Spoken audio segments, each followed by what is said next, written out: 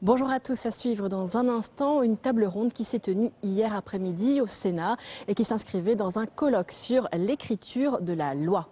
Alors que la loi Allure sur le logement est l'une des plus longues et des plus complexes qui ait jamais été adoptée par le Parlement, que les décrets d'application de cette loi pourraient bien être enterrés, les sénateurs s'intéressent donc à la qualité de la loi. Fait-on face à une trop grande inflation législative? Est-ce que la loi est trop bavarde? Est-ce que la loi est de plus en plus mal écrite? Est-ce qu'enfin elle est adaptée aux évolutions de notre société? Réponse dans cette table ronde présidée par Jean-Pierre Sueur, le président socialiste de la Commission des lois. Une table ronde qui rassemblait hier des professeurs des droits et des sénateurs.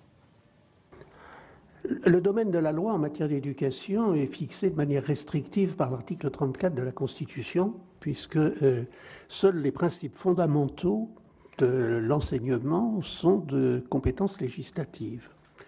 Et cette frontière de la Constitution de 1958, en réalité, n'en est pas une, parce que la Constitution de 1958 est tout à fait fidèle à la pratique de la Troisième République. Sous la Troisième République sont de compétences législatives en matière d'enseignement, les créations d'établissements, le statut des personnels, le régime financier. Je vous renvoie à la grande loi de 1889 sur le financement de l'enseignement primaire, l'obligation scolaire et les corps enseignants, point, c'est tout. C'est ainsi que la très grande réforme de 1902, qui a donné à notre système éducatif sa configuration pour 2 tiers de siècle, jusqu'aux réformes des années 60, a été faite par décret. Il y a eu un échange de lettres entre le président de la commission de l'enseignement de la Chambre des députés et le ministre. Il y a eu un débat sur cet échange de lettres à la Chambre des députés. Il y a même eu un amendement. Et puis ensuite, le ministre a procédé par voie de décret. La tentation législative apparaît avec le Front populaire. Jean Zay fait un projet de loi, ce qui ne l'empêche pas de réaliser par décret ou par circulaire ou par arrêté un certain nombre de réformes. Et sous la 4e République, vous avez, je crois, 14 projets de loi successifs qui ont été élaborés, qui sont allés plus ou moins loin et dont aucun n'a abouti. Et en 1958, je ne sais pas si De Gaulle avait pensé, je pense qu'il n'avait rien pensé sur ce sujet, car c'était l'article, il est devenu l'article 34, mais dans le projet de constitution, c'était l'article 36, c'est celui qui a été le plus discuté. Donc le résultat était aléatoire, mais la Ve République applique strictement la Constitution de 1958. Vous avez une ordonnance du 6 janvier 59 pour prolonger la scolarité obligatoire à 16 ans, c'est normal. Vous avez la loi Faure en 1968 pour reconstruire l'enseignement supérieur, c'est évident, mais tout le reste, veut dire, le cycle d'orientation, le collège d'enseignement secondaire, la réforme du baccalauréat, suppression de la première partie, nouvelles sections A, B, C, D, E qui ont évolué depuis, mais c'est la matrice des sections actuelles, les 3 cycles de l'enseignement supérieur, tout ça c'est fait par décret. Et vous avez un tournant qui apparaît, une fois fini l'ère gaulliste, avec le régime des grandes lois sur l'enseignement, la première étant la loi Abi de 1975, suivie de la loi Jospin de 1989, de la loi Fillon de 2005 et plus récemment de la loi Peillon. Et la question qu'on peut se poser, c'est à quoi répond cette inflation législative? Et quand vous regardez les textes, le temps est en cours, je ne vous donnerai pas les citations, je vous demande de me faire confiance, mais quand vous regardez le texte de la loi Abi, qui est le plus court des 4 grandes lois dont je viens de parler, vous voyez qu'il y a à l'intérieur de cette loi des quantités de dispositions qui sont soit purement déclaratives, du type Jean Jolive, mais l'école est faite pour que les élèves deviennent intelligents et s'épanouissent pleinement,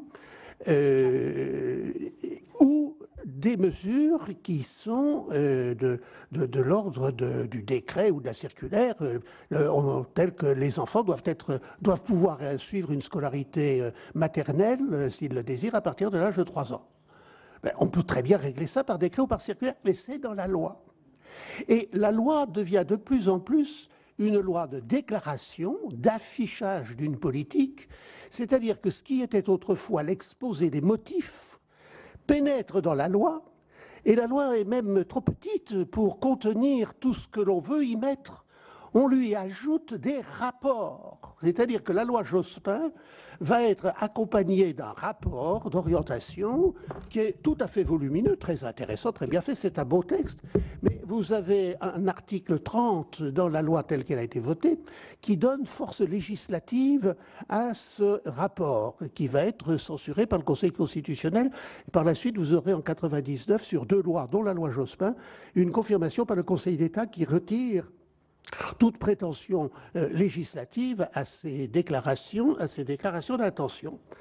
Donc tout se passe comme si l'affichage de la politique était devenu la fonction de la loi et non plus la définition d'une norme. La loi n'est... Alors, pourquoi est-ce que ça se fait ? On peut penser, première explication, que les ministres veulent donner plus de force au texte qu'ils proposent en leur donnant la consécration législative. Et normalement, il devrait être plus efficace et mieux appliqué. Exemple, la loi Fillon qui éprouve le besoin de définir avec précision le socle commun de connaissances. Et on est en 2005. En 2010, la commission parlementaire, la commission de l'Assemblée nationale présidée par M. Gros-Perrin visite les établissements et elle découvre dans le collège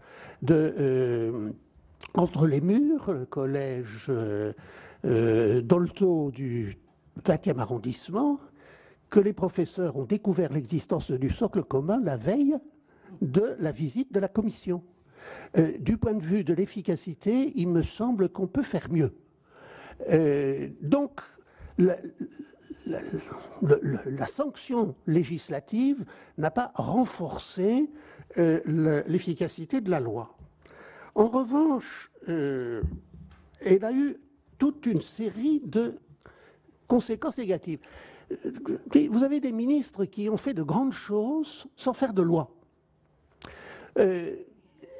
Monsieur Savary a commencé par faire les ZEP. Les ZEP ont été créés par 2 circulaires, une de juillet et une de décembre 1981. Et les ZEP sont toujours là. C'est quand même une réforme importante et n'est dans aucune loi. De même, M. Savary a créé en 1983 les missions académiques à la formation des personnels de l'éducation nationale. Elles ont fait du très bon travail jusqu'à ce que M. Allègre les fusionne avec les instituts universitaires de formation des maîtres qui, eux, avaient fait l'objet de la loi de 1989. Résultat, les MAFPEN ont duré 15 ans, les UFM ont duré 20 ans. La différence entre une création par loi et une création par arrêté est quand même faible. 5 ans d'espérance de vie supplémentaire, je trouve que c'est peu pour le travail que ça donne. Donc, 2 mots, puisqu'il faut aller vite, sur les inconvénients de cette inflation législative. Et à mon avis, ils sont tout à fait réels. Premièrement, ça entraîne une surcharge du travail législatif, puisqu'on demande aux législateurs de se prononcer sur des choses qui sont de la responsabilité des ministres. Deuxièmement, cela introduit par contre-coup une pression de l'exécutif sur le législatif. Parce qu'en confiant ces réformes aux législateurs, le ministre se met en quelque sorte dans la main du législateur. Et il a donc besoin que la main du législateur soit une main amicale. Et si elle ne l'est pas suffisamment, il faut qu'une main plus forte s'empare du législateur pour obtenir de lui qu'il fasse plaisir au ministre. C'est un système assez vicieux, si vous me permettez l'expression, puisque on force la main du législateur pour faire des choses qui ne sont pas de son domaine et que le ministre aurait très bien pu faire tout seul. Troisième inconvénient, cette politique d'affichage atteint évidemment son objectif. C'est qu'elle affiche. Donc, imaginez ce qui se serait passé si M. Savary n'avait pas fait les ZEP par circulaire, mais avait fait une loi disant le principe d'équité impose de ne pas respecter l'égalité formelle et de donner plus à ceux qui ont moins. En application de ce grand principe républicain, il y avait matière à une très belle loi. Mais vous voyez le débat public et la politisation que ceci aurait entraîné. Donc, on vit dans un système bipartisan, même s'il a des amodiations sur lesquelles je ne m'étendrai pas. Cette politisation du débat politique, du débat éducatif, du débat pédagogique est en train de faire imploser l'éducation nationale. Car l'éducation nationale est un domaine où la continuité est plus indispensable que dans tout autre. Il n'y a qu'un ministre sous la Ve République qui soit resté rue de Grenelle plus longtemps qu'un élève ne reste dans l'école primaire. C'est M. Fouché qui a été ministre plus de 5 ans. Autrement, tous les autres ont fait moins de 5 ans. Et depuis 2000, nous devons en compter 9 ou 10. Donc l'espérance de vie d'un ministre de l'Éducation nationale est inférieure. Elle est très nettement inférieure à l'espérance de vie d'une femme opérée d'un cancer du sein. Tant mieux pour la médecine.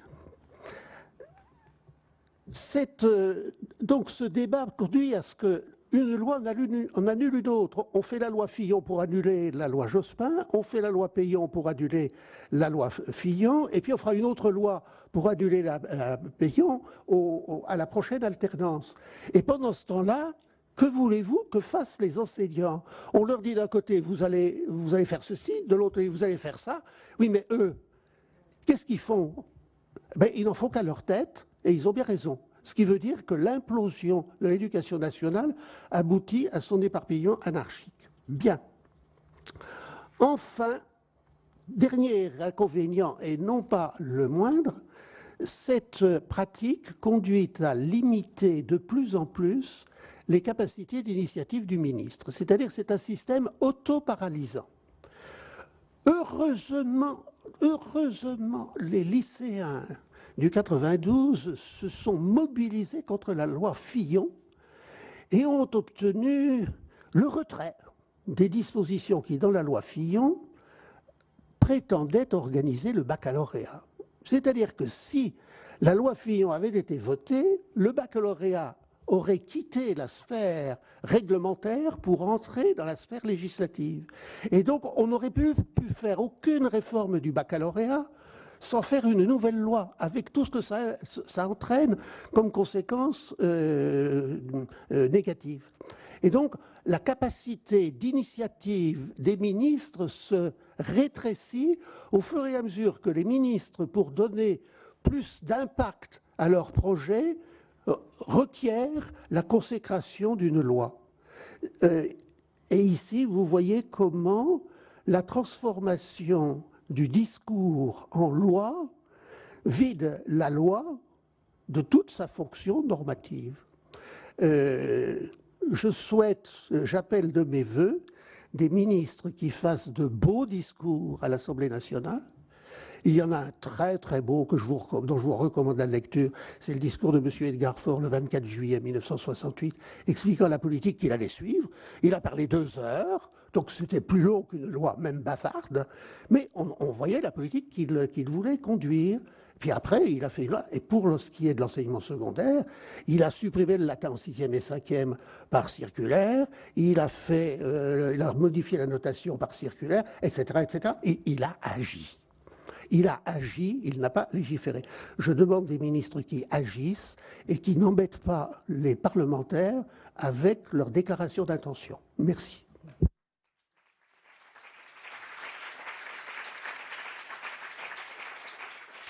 Merci Antoine pour ce plaidoyer pour la non-loi qu'il est très utile d'entendre ici. C'est vrai, Jean Zay aussi avait toujours rêvé de faire voter une grande loi Et il a fait beaucoup de changements sans que cette loi ne fût jamais votée. Et c'est important. Bon, la loi a quand même quelque chose à dire, hein. Et nous allons passer de l'éducation à un autre domaine, ou à d'autres domaines au pluriel, puisque nous allons accueillir maintenant la parole de ma collègue Esther Benbassa, qui est sénatrice du Val-de-Marne, vice-présidente de la Commission des lois, et qui va nous entretenir du sujet suivant, loi et évolution sociétale. Esther. Merci, Monsieur le Président, de m'avoir invité. Vous êtes 2 fois président de la Commission et président de la séance, mais je vous remercierai une seule fois. Ça suffit. Bon, je commencerai par une petite remarque amicale sur le titre d'abord. L'écriture de la loi, il y a des civilisations qui perdurent, où la loi orale a prédominé.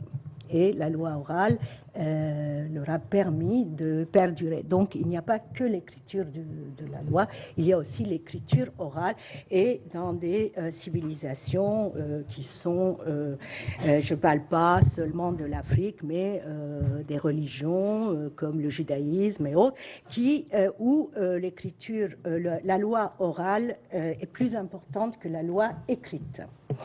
Alors, écoutez, moi, je ne suis pas juriste de formation. Prenez mon intervention comme une sorte de réflexion personnelle sur la loi, et je n'ai absolument pas, l'objectif de vous donner une quelconque leçon. J'ai réfléchi sur ce que la loi est, et je vais vous en faire part. Si la loi est l'ordre, et écrire la loi revient à vouloir mettre de l'ordre dans la société. Belle utopie que ce souhait, lorsqu'il contribue à insuffler un peu d'humanité dans la loi, derrière une écriture sèche, elle-même ordonnée, au vocabulaire dénué de poésie et comme exemple d'humeur.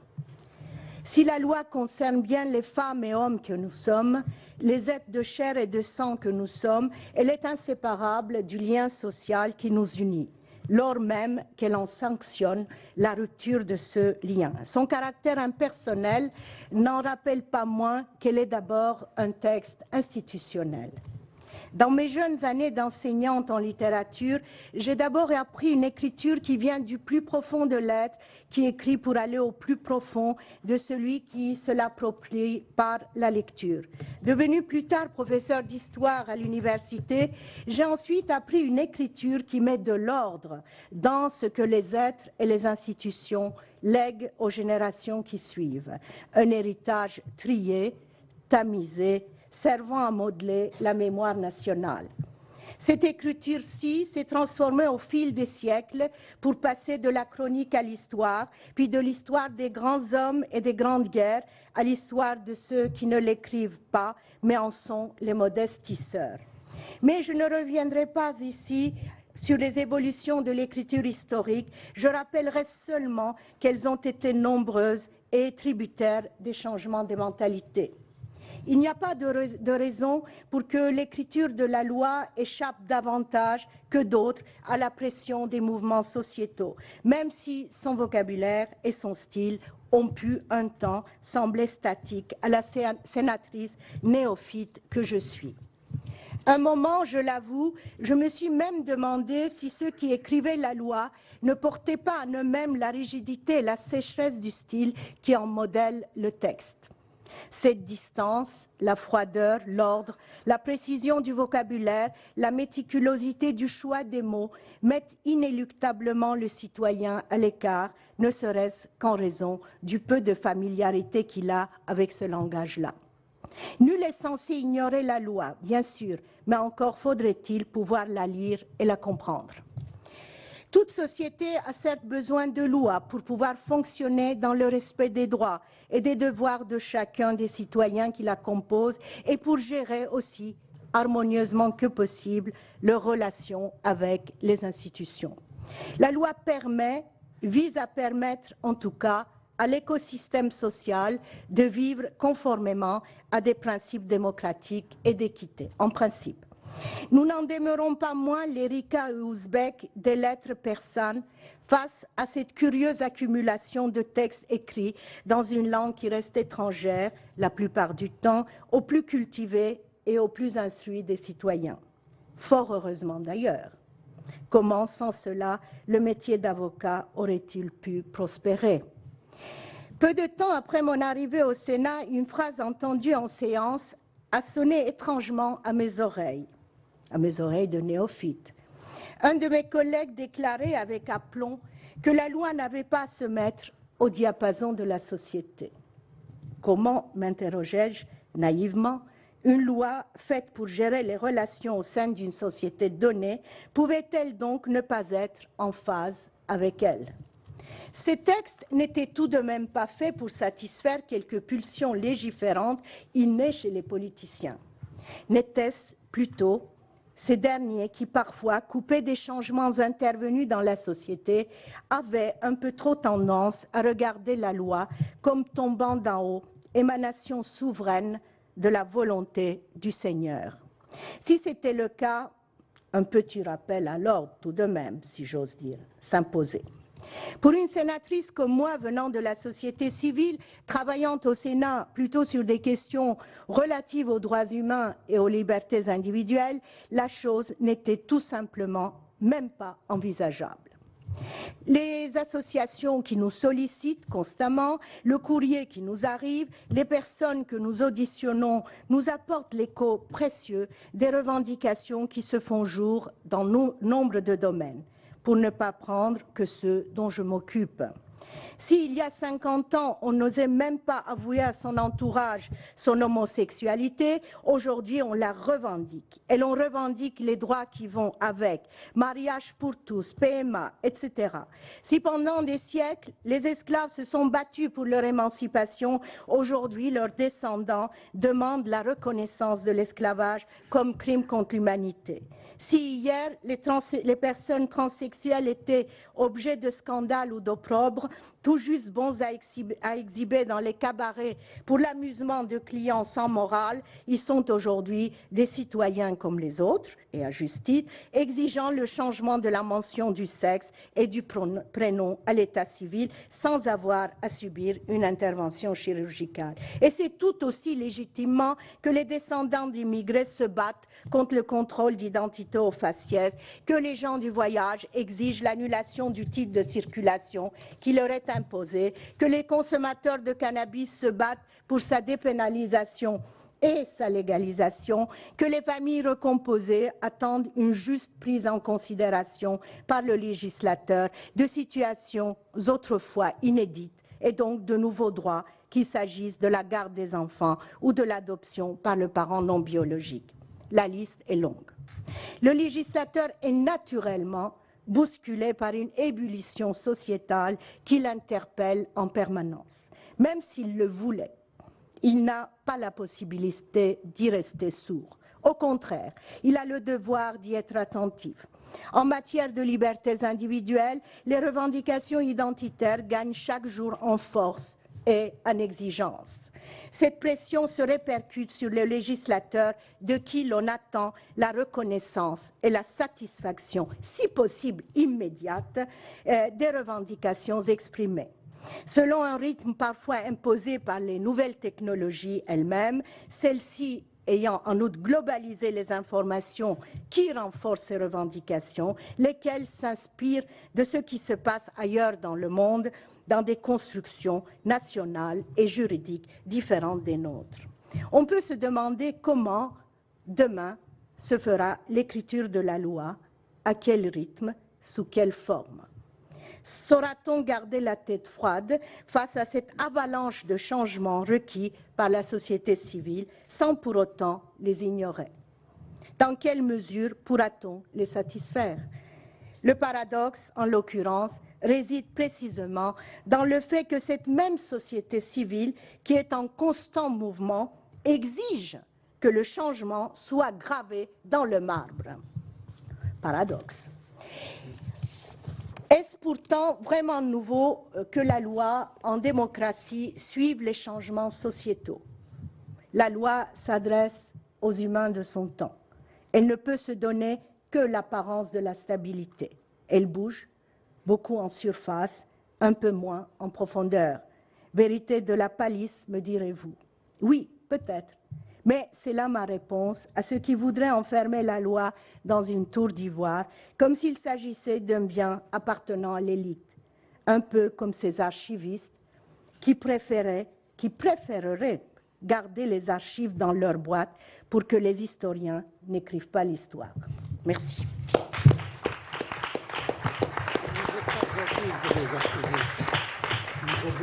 Merci beaucoup Esther Benbassa pour ces paroles fortes et qui viennent de votre expérience. En même temps, j'ai oublié de dire que vous étiez aussi une universitaire, mais tout le monde le sait. Hein. Alors maintenant, nous allons entendre 3 communications avant la conclusion qui vont toutes les 3 porter sur l'avenir. L'avenir de la loi. Donc, M. Dominique Rousseau va nous parler des évolutions du rôle de la loi, M. Hugues Portelli de la loi et de la prospective, et M. Denis de Béchillon des lois du futur. Ainsi, nous aurons quand même entendu beaucoup de bonnes et belles et fortes paroles. Et pour commencer, M. Dominique Rousseau, qui est un professeur universitaire à l'Université de Paris 1 et qui est, vous le savez, un grand professeur de droit qui nous fait l'honneur d'être avec nous ce soir et à qui je donne tout de suite la parole. Merci, Monsieur le Président. C'est vous qui me faites honneur en m'invitant ce soir à parler de l'écriture de la loi. Pour commencer, sans trop perdre de temps, une confidence. J'ai été invité la semaine dernière à un colloque organisé par des psychiatres, psychanalystes et des psychanalystes. Et lors du repas, on me dit qu'est-ce que tu fais, quel est ton programme de la semaine prochaine. Je leur dis je suis invité à parler de l'écriture de la loi et des évolutions du rôle de la loi. Il m'a dit c'est simple. La société est de moins en moins faite par les hommes, donc la loi va décliner, puisque la loi, c'est la loi du père, la loi des hommes, c'est un acte dur. Excusez-moi, c'est les psychanalystes qui parlent. Les femmes prennent en main la société, donc c'est normal que désormais il y ait un droit plus souple, plus soft, plus mou, plus convivial. Et l'instrument, puisque la société devient une société plus féminine, la loi doit décliner. Je n'ai pas suivi leurs conseils. N'étant pas évidemment compétent en la matière, mais c'est pour vous donner une idée de ce qui peut se dire lorsqu'on évoque des thèmes dans d'autres disciplines que les nôtres.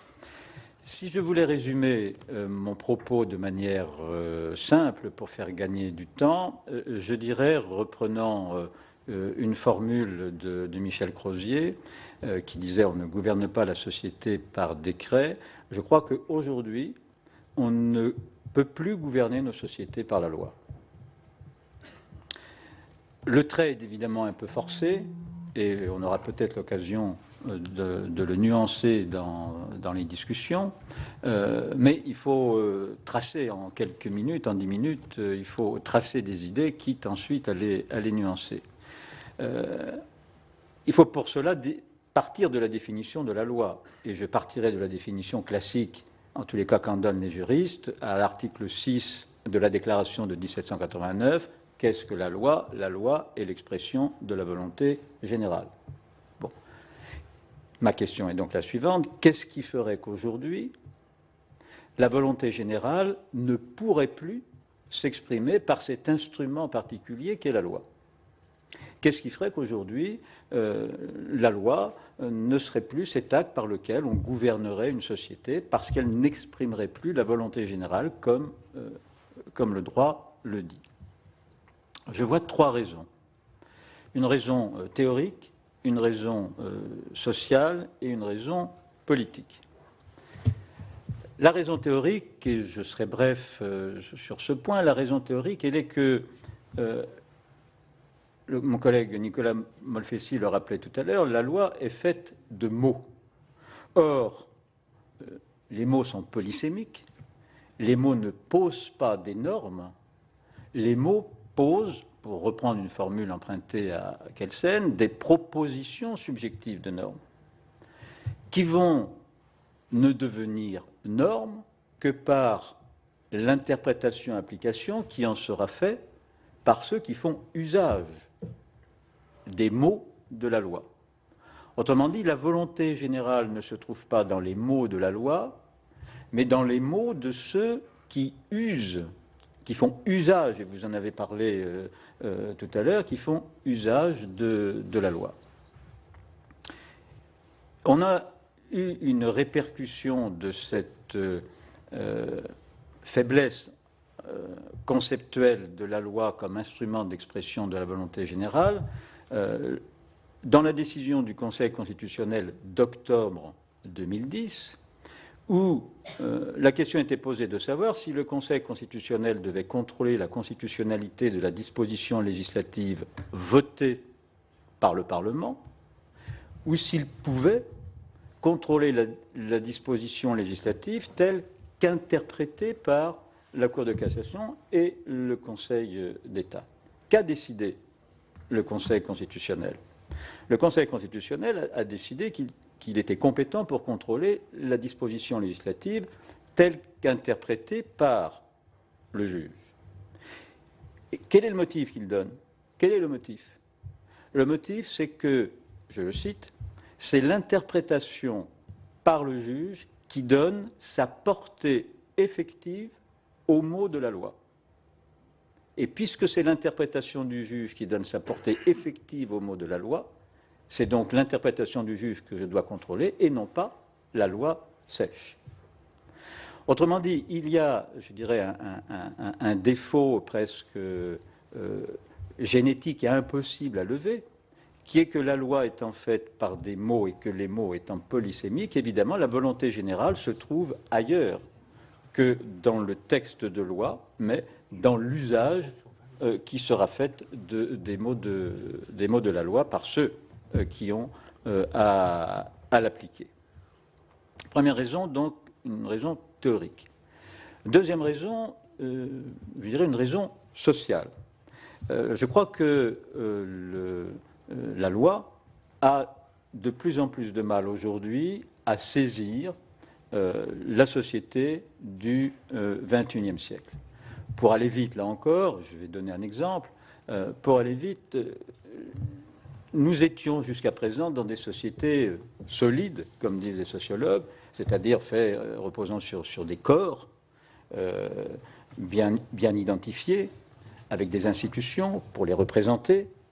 Et la loi pouvait être cet instrument permettant de réaliser entre les différentes classes sociales, paysans, ouvriers, patrons, de manière qui étaient bien identifiés, la loi pouvait être cet instrument du compromis. Aujourd'hui, nous ne sommes plus dans des sociétés solides, mais dans ce que les sociologues appellent des sociétés fluides. Dans des sociétés où ce qui est important, c'est la singularité, la particularité des parcours, des histoires, des cas. Et par conséquent, la loi qui se veut, comme vous l'avez rappelé, générale et impersonnelle, risque de, je reprends les mots de Mitterrand, François Mitterrand, il risque d'avoir une force injuste de la loi puisqu'elle va s'appliquer de manière générale et impersonnelle à une société qui est devenue fluide.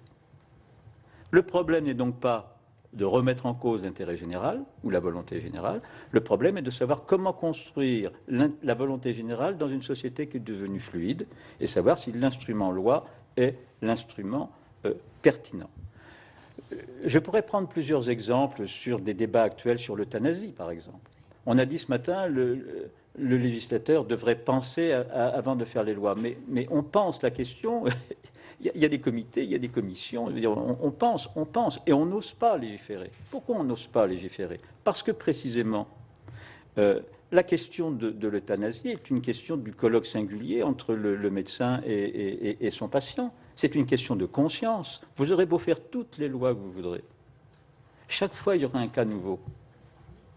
Et par conséquent, ce n'est pas la loi qui est compétente pour régler ce type de situation.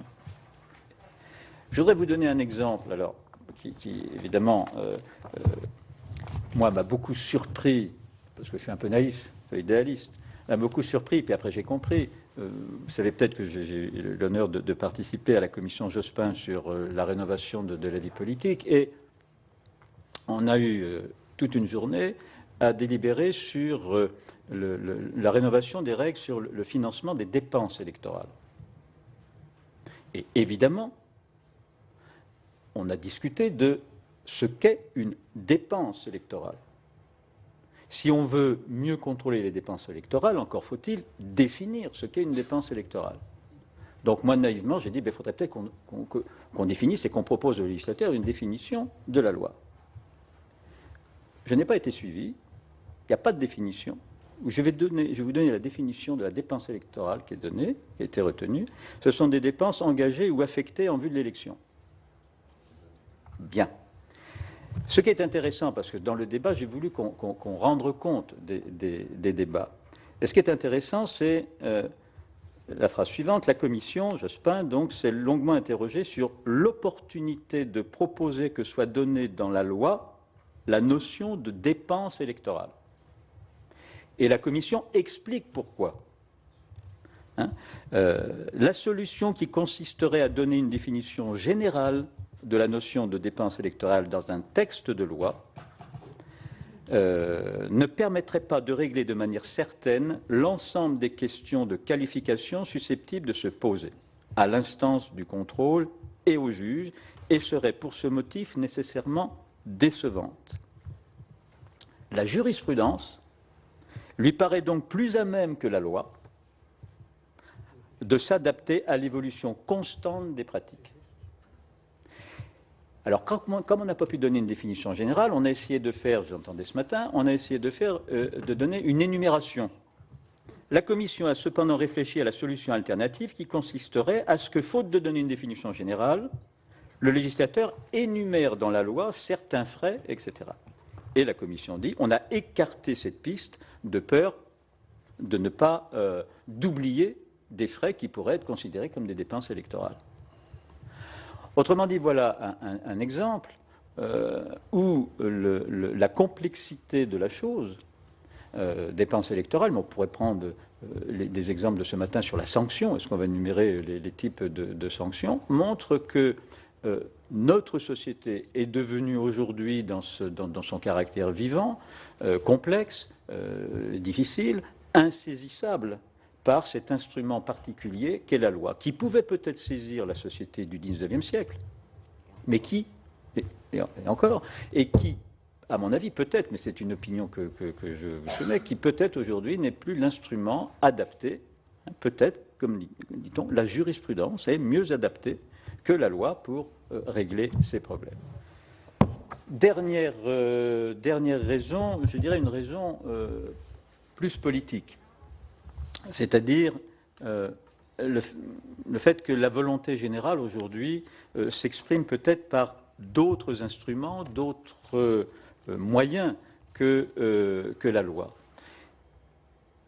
Ce que j'ai en tête ici, c'est des évolutions déjà depuis quelque temps où la loi ne vient que valider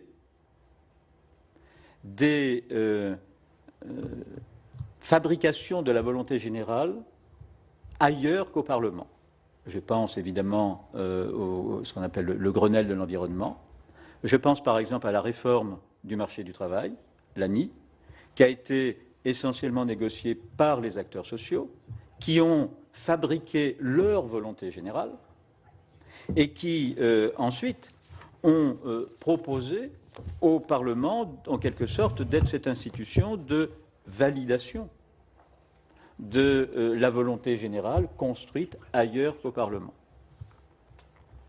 Autrement dit, des raisons théoriques, des raisons sociales, des raisons politiques me conduisent à douter, mais c'est simplement un doute, et le doute est quelque chose d'important pour la réflexion, à douter que la loi reste encore aujourd'hui l'instrument pertinent pour gérer, entre guillemets, la société. En conclusion, je dirais que ce à quoi on assisterait, si je reste prudent, ce à quoi on assisterait finalement, c'est peut-être, si on élargit le débat, au passage, je dirais, d'une forme représentative de la démocratie, dont l'instrument était la loi, à une forme d'organisation du politique qui essaie de concilier trois formes de démocratie: la démocratie représentative, par la loi; la démocratie sociale, par la participation des acteurs sociaux à la fabrication de la volonté générale; et la démocratie participative, par l'introduction du citoyen dans la conférence des consensus, par exemple, les conférences de Grenelle, sur les peines planchers, la conférence de consensus notamment, la participation des citoyens dans la fabrication de cette volonté générale. Et donc, s'il y a évolution, elle serait peut-être à renvoyer dans ce mixte, en quelque sorte, ce mixage entre démocratie sociale, démocratie participative et démocratie représentative, qui viendrait faire de la loi un des éléments, et pas le seul, de l'expression de la volonté générale. J'ajoute que cette interrogation sur la loi, je veux dire, je ne fais pas une obsession contre la loi, cette interrogation sur la pertinence de la loi, on la retrouve aussi certainement pour d'autres instruments juridiques. Nous avons beaucoup de nos instruments juridiques qui ont été fabriqués au XIXe siècle. Sont-ils toujours pertinents? Je pense par exemple à la réflexion de collègues sur les tribunaux et les jugements. Est-ce que l'arbitrage, est-ce que la médiation, est-ce que les procédures alternatives ne sont pas aujourd'hui plus pertinentes que les décisions de justice sèches pour répondre à l'organisation de la société? Pour terminer complètement et pour ne pas insulter la loi et le lieu où se fabrique la loi, je voudrais, si la loi a encore un avenir, je la trouverai, excusez-moi, mais dans le discours de Portalis, que j'ai retrouvé à l'occasion de ce colloque, il y a très longtemps que je l'avais lu, et qui disait ceci: l'office de la loi, disait-il, c'est lors du discours de présentation du projet du Code civil, l'office de la loi est de fixer, par de grandes vues, les maximes générales du droit, d'établir des principes féconds de conséquences et non de descendre dans le détail des questions qui peuvent naître sur chaque matière. Ce serait une erreur de croire qu'il peut exister un corps de loi qui eût d'avance prévu tous les cas possibles. Je crois que si on revenait à cette définition de la loi, poser les principes généraux, poser les maximes générales et laisser les acteurs se saisir de ces maximes générales pour faire vivre le droit, eh bien, la loi aurait peut-être trouvé un rôle dans la construction des sociétés du XXIe siècle. Je vous remercie, Monsieur le Président.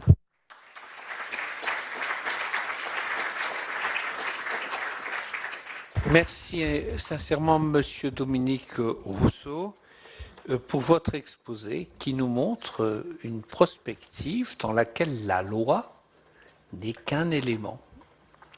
Ça m'a fait penser au début et à la fin à la surprise qui fut la mienne et la nôtre lorsque j'ai reçu une demande d'audience du Conseil d'État. Est arrivé M. Vigouroux et d'autres éminents membres qui ont dit: voilà, Monsieur le Président, le rapport public de cette année va porter sur le droit souple.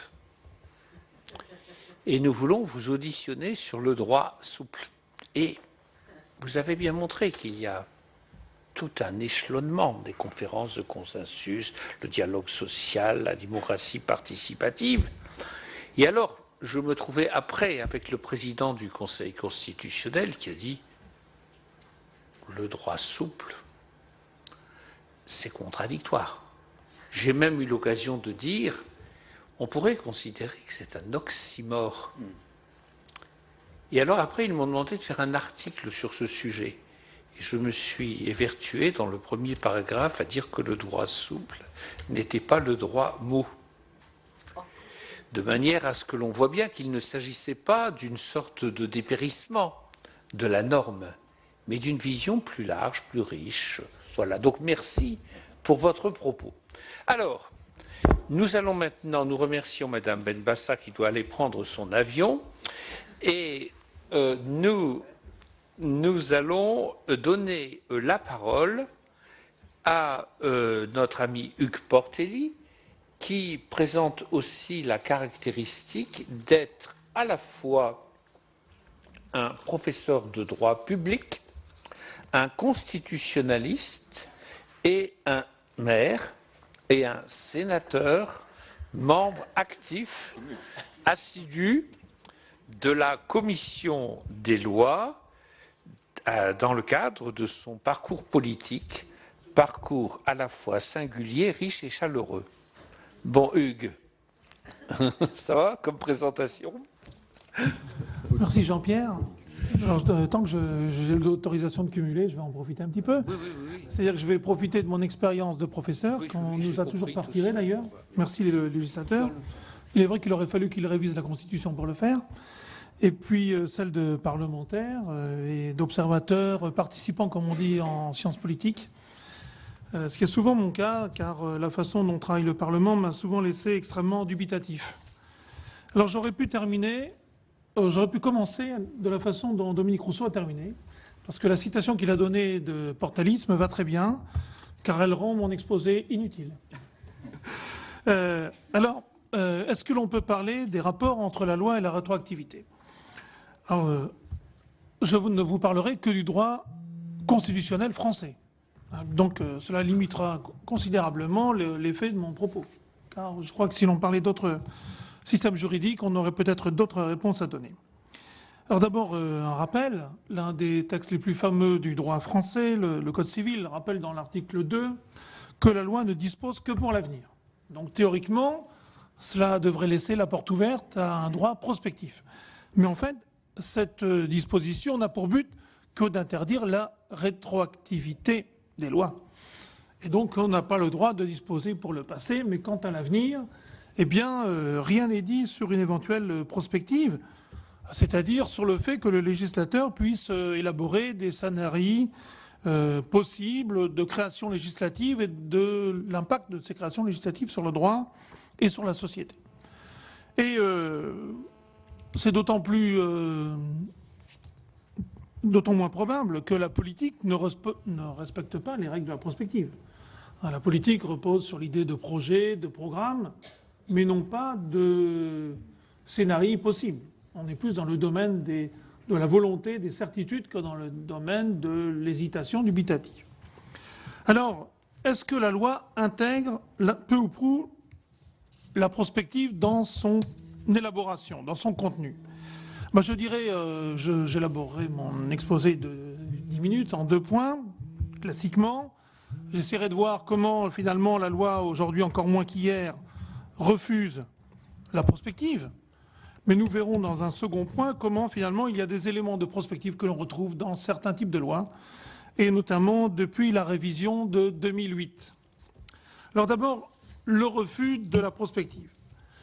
N'oublions pas qu'une bonne partie des lois qui sont votées au quotidien par le Parlement sont des lois qui n'ont pas du tout de dimension prospective. Elles ne l'ont pas pour toute une série de raisons. D'abord, vous avez les lois qui abrogent. Cela passe une bonne partie du temps des parlementaires.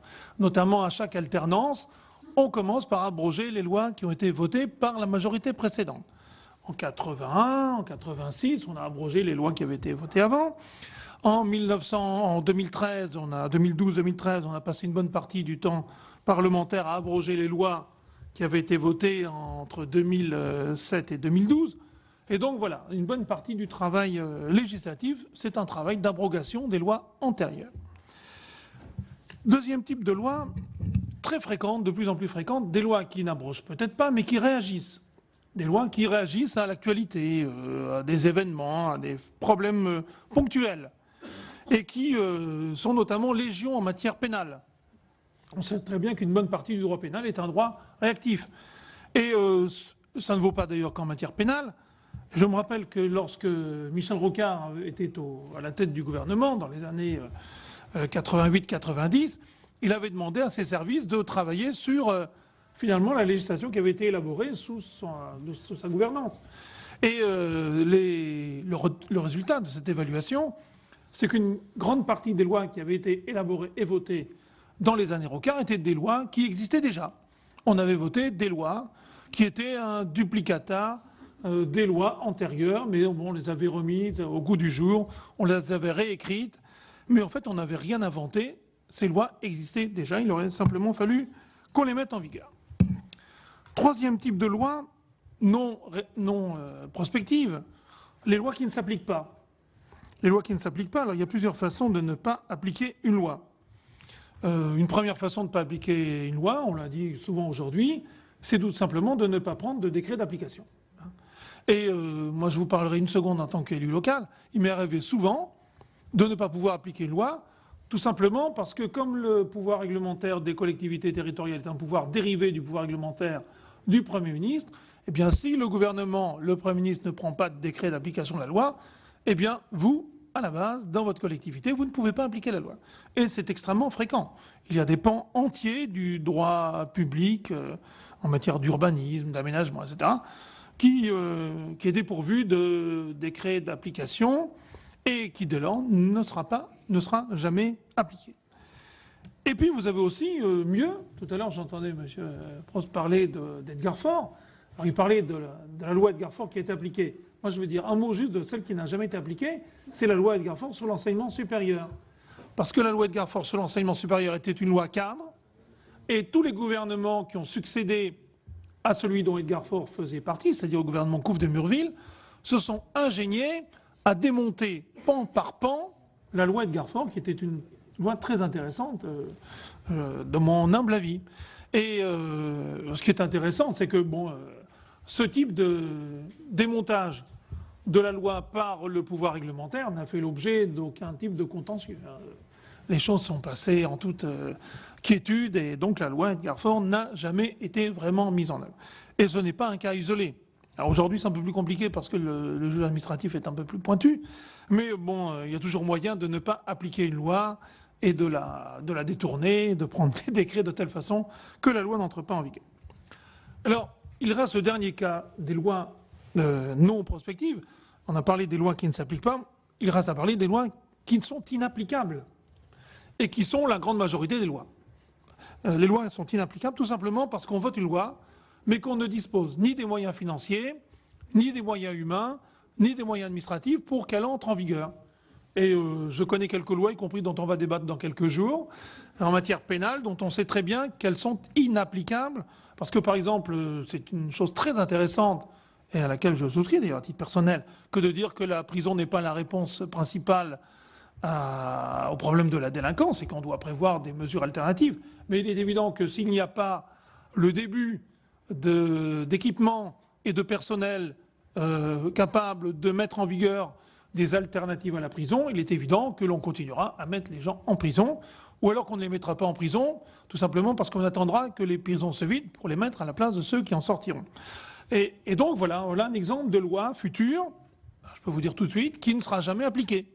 Mais vous avez aussi beaucoup de lois qui sont en vigueur et qui sont inapplicables, y compris d'ailleurs en matière pénale. On sait très bien qu'une bonne partie des lois qui ont été votées dans les années 2007-2012 étaient inapplicables. On le savait parfaitement d'ailleurs quand on les a proposées, mais il fallait les voter. Et vous avez aussi le cas, je peux citer un exemple personnel, c'était le contrat première embauche. Juste une petite parenthèse de 3 secondes. À l'époque, c'était le gouvernement Villepin, et donc voilà, c'est une loi qui prévoyait qu'on pouvait licencier quelqu'un sans entretien préalable de licenciement. Donc, j'en avertis, j'étais pas le seul, j'en avertis les autorités compétentes, et je demande donc à l'époque, je connaissais bien le directeur de cabinet du Premier ministre, je lui dis, vous savez que le premier prud'homme de France qui passe fera tomber la loi tout simplement parce qu'elle est contraire aux conventions de l'OIT. Et que les conventions de l'OIT sont supérieures aux lois. Et donc, voilà, cette loi ne s'appliquera jamais. Voilà. Eh bien, qu'à cela ne tienne, bon, j'ai déposé un amendement, il n'a pas été voté. J'avais une majorité pour le voter, mais la gauche a préféré aller à la buvette plutôt que le voter parce qu'elle préférait que le gouvernement Villepin se fasse condamner par les tribunaux, indirectement, en quelque sorte. Et puis, au sein de la majorité dont j'étais censé faire partie, eh bien, bon, il fallait voter la loi, tout simplement, parce que c'était un ordre. Qu'elle soit applicable ou non, pour des raisons juridiques, c'était peu important, il fallait faire un signe, symboliquement, il fallait voter la loi. Et donc on a voté une loi dont on savait qu'elle serait inapplicable. Non pas pour des raisons administratives, financières ou humaines, mais tout simplement parce qu'elle était contraire aux droits des traités, et notamment des traités en matière de droit du travail. Donc vous le voyez, alors lorsque vous additionnez toutes les lois qui dénient toute dimension prospective, pour des raisons très diverses, eh bien, cela vous fait quand même une grande partie de la législation présente et à venir.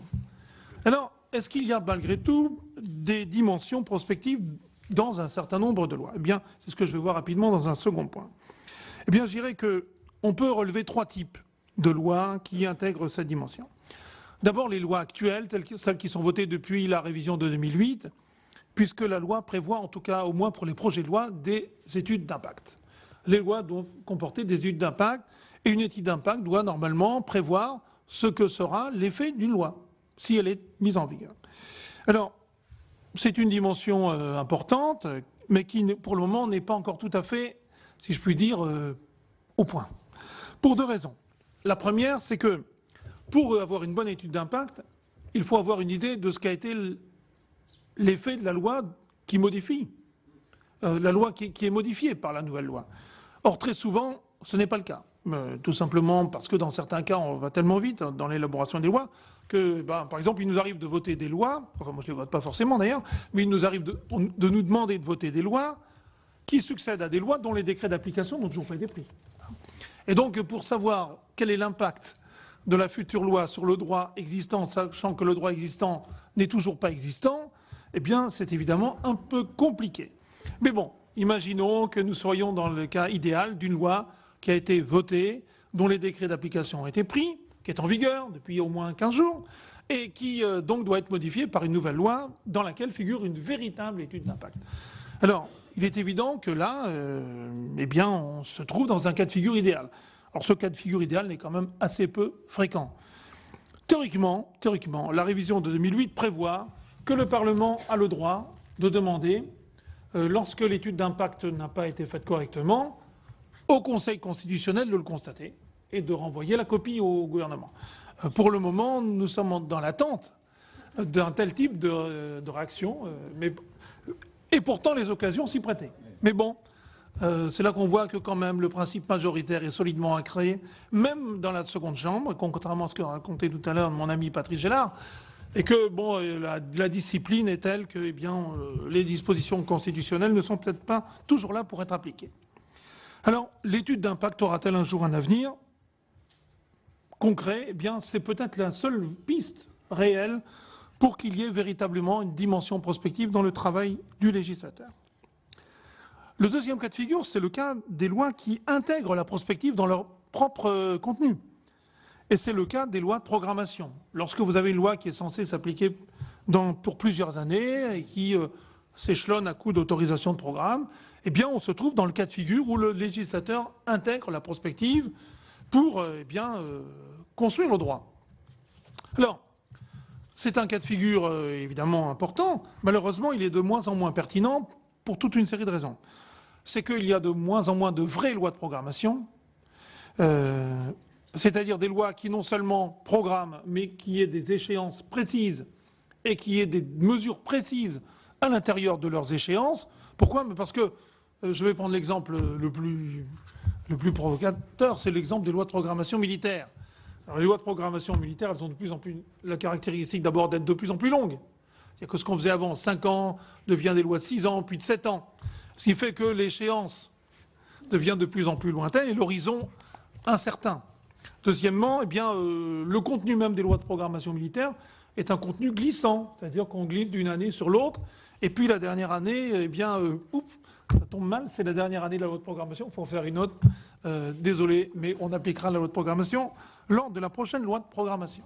Et donc, cette technique de la prospective est de moins en moins pertinente, parce que tout simplement, le décideur, qui est souvent plus Bercy que le ministère de la Défense ou un autre ministère, eh bien, est là pour mettre son veto, pour geler des crédits, pour geler des autorisations de programme et faire que finalement la prospective s'arrête devant la dure réalité du budget. Enfin, il y a un troisième type de prospective. Je dirais que c'est la prospective utilisée comme principe de précaution. Et malheureusement, c'est peu utilisé en droit français, en tout cas en matière de légistique. C'est lorsque la loi se fixe elle-même des limites.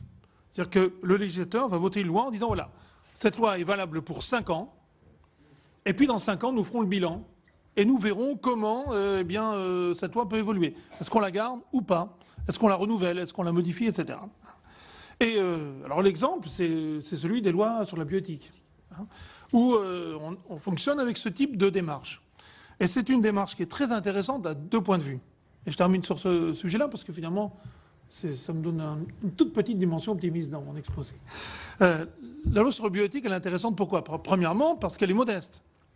Elle fixe des objectifs, mais en même temps, elle se dit que la société évolue, que la recherche évolue, que finalement les valeurs de la société peuvent évoluer aussi, et que donc il n'est pas nécessaire de figer une fois pour toutes le droit. Il faut laisser le temps agir et faire son œuvre. Ce qui fait que le législateur prend son temps 2 fois. La première en se limitant, et la deuxième en se disant que finalement un autre législateur après lui pourra faire mieux que lui et peut-être de façon plus pertinente. Mais ce qui est intéressant aussi, c'est l'attitude du Conseil constitutionnel. Parce que le Conseil constitutionnel, lui aussi, participe de cette démarche, en disant finalement, je n'ai pas à me substituer au législateur, je refuse d'intervenir dans ce domaine, c'est au législateur de le faire et de ne pas arrêter des principes une fois pour toutes. Et d'ailleurs, si on prend le cas de la bioéthique, c'est intéressant un 3e titre, parce que tout à l'heure on citait le cas des commissions dans lesquelles les membres de commission avaient fait preuve de prudence. Moi, la commission que j'ai toujours préférée de toutes les commissions de réflexion constitutionnelle, c'est la commission présidée par Mme Simone Veil. Parce que le jour où on lui a demandé de réécrire le préambule de la Constitution de 58, elle a refusé, modestement, en disant que ce serait bien mieux de confier ce travail tout simplement aux juges européens, aux juges constitutionnels, aux juges administratifs, aux juges judiciaires, parce que tout simplement, le domaine des principes fondamentaux était un domaine évolutif, et c'était aux juges d'observer l'évolution de la société et de ses valeurs. Ce n'était pas aux constituants, et encore moins aux législateurs, de figer une fois pour toutes les règles pour qu'elles ne soient pas finalement appliquées dans la pratique. Alors voilà, vous voyez quelques points que j'ai notés rapidement pour vous dire que la pente naturelle du législateur, c'est de ne pas intégrer la prospective dans son travail et sa réflexion, mais que par moment, il lui arrive d'être lucide et de le faire.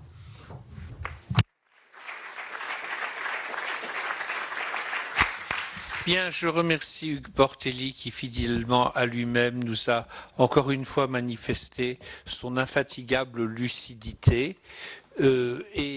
Cette infatigable et inébranlable lucidité va toutefois, comme vous le savez, chez lui, et comme vous l'avez vu à la fin de son exposé, avec une foi et un optimisme qui sont nourris par cette lucidité. Alors merci Hugues. Bon, ça va? Oui, bon, très bien. Alors, nous allons achever cette table ronde en entendant Denis de Béchillon.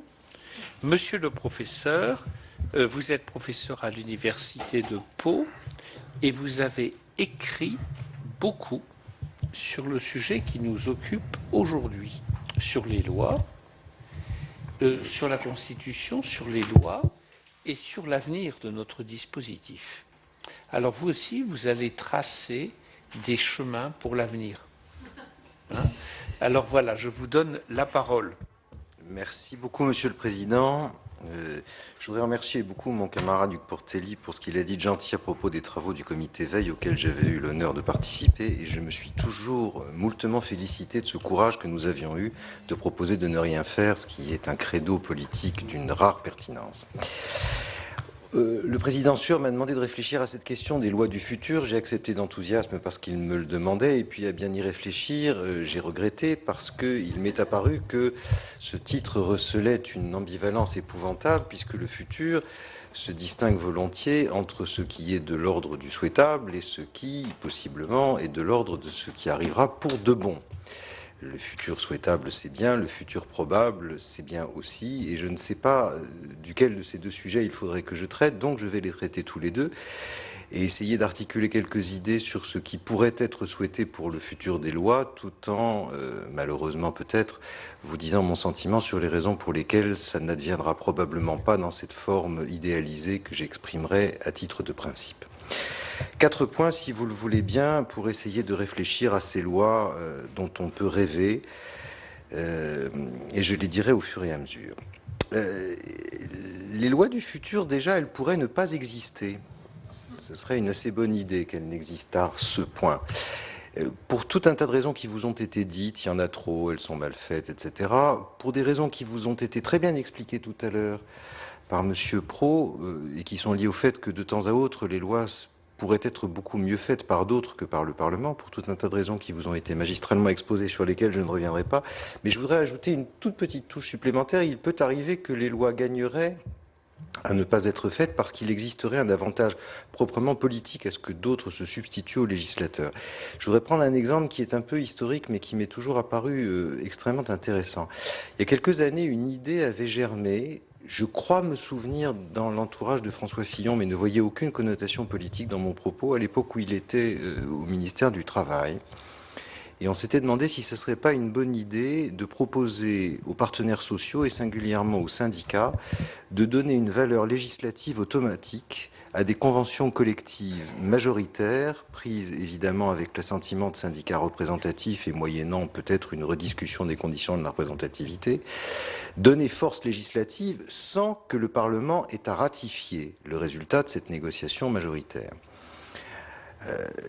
Si on réfléchit un peu, et ne serait-ce qu'en raison de l'actualité ferroviaire d'aujourd'hui, on peut se dire qu'il y avait là quelque chose d'absolument merveilleux pour faire mûrir le syndicalisme français. Nous sommes tous à nous lamenter en permanence de ce que les syndicats n'ont aucune espèce de culture véritable du compromis. Nous disons officieusement et parfois officiellement que nous les trouvons magistralement irresponsables. Une réponse magistrale serait peut-être de leur donner l'immense responsabilité d'avoir à faire les lois eux-mêmes et d'avoir à assumer eux-mêmes les nécessités du compromis, avec cette contrepartie formidable d'avoir enfin le pouvoir. Il y aurait là un bénéfice formidable et quelque chose d'essentiel pour la jeunesse d'un syndicalisme puissant comme on peut rêver qu'il existe. Les Allemands vivent avec des syndicats puissants et des conflits sociaux beaucoup plus atténués que les nôtres, donc ce serait une très bonne idée.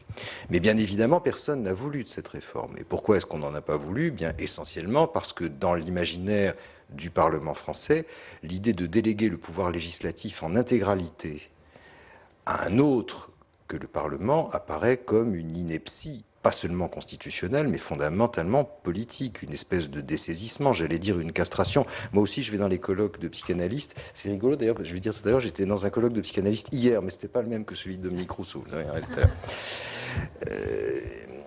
C'est un peu dommage parce que là, on a probablement perdu une occasion de faire quelque chose de très structurant pour l'avenir de la société française, pour des raisons qui tiennent à la frilosité du Parlement et peut-être à une conception excessive de sa propre utilité dans le monde et de la véritable signification de sa souveraineté. Donc vous voyez, je suis d'un pessimisme noir, pardonnez-moi, Monsieur le Président. Les lois du futur, deuxième point de mon exposé, ne seraient faites que pour de très bonnes raisons. Synthétiquement, elle ne serait pas faite pour des motifs essentiellement politiciens, mais pour le service exclusif de l'intérêt général.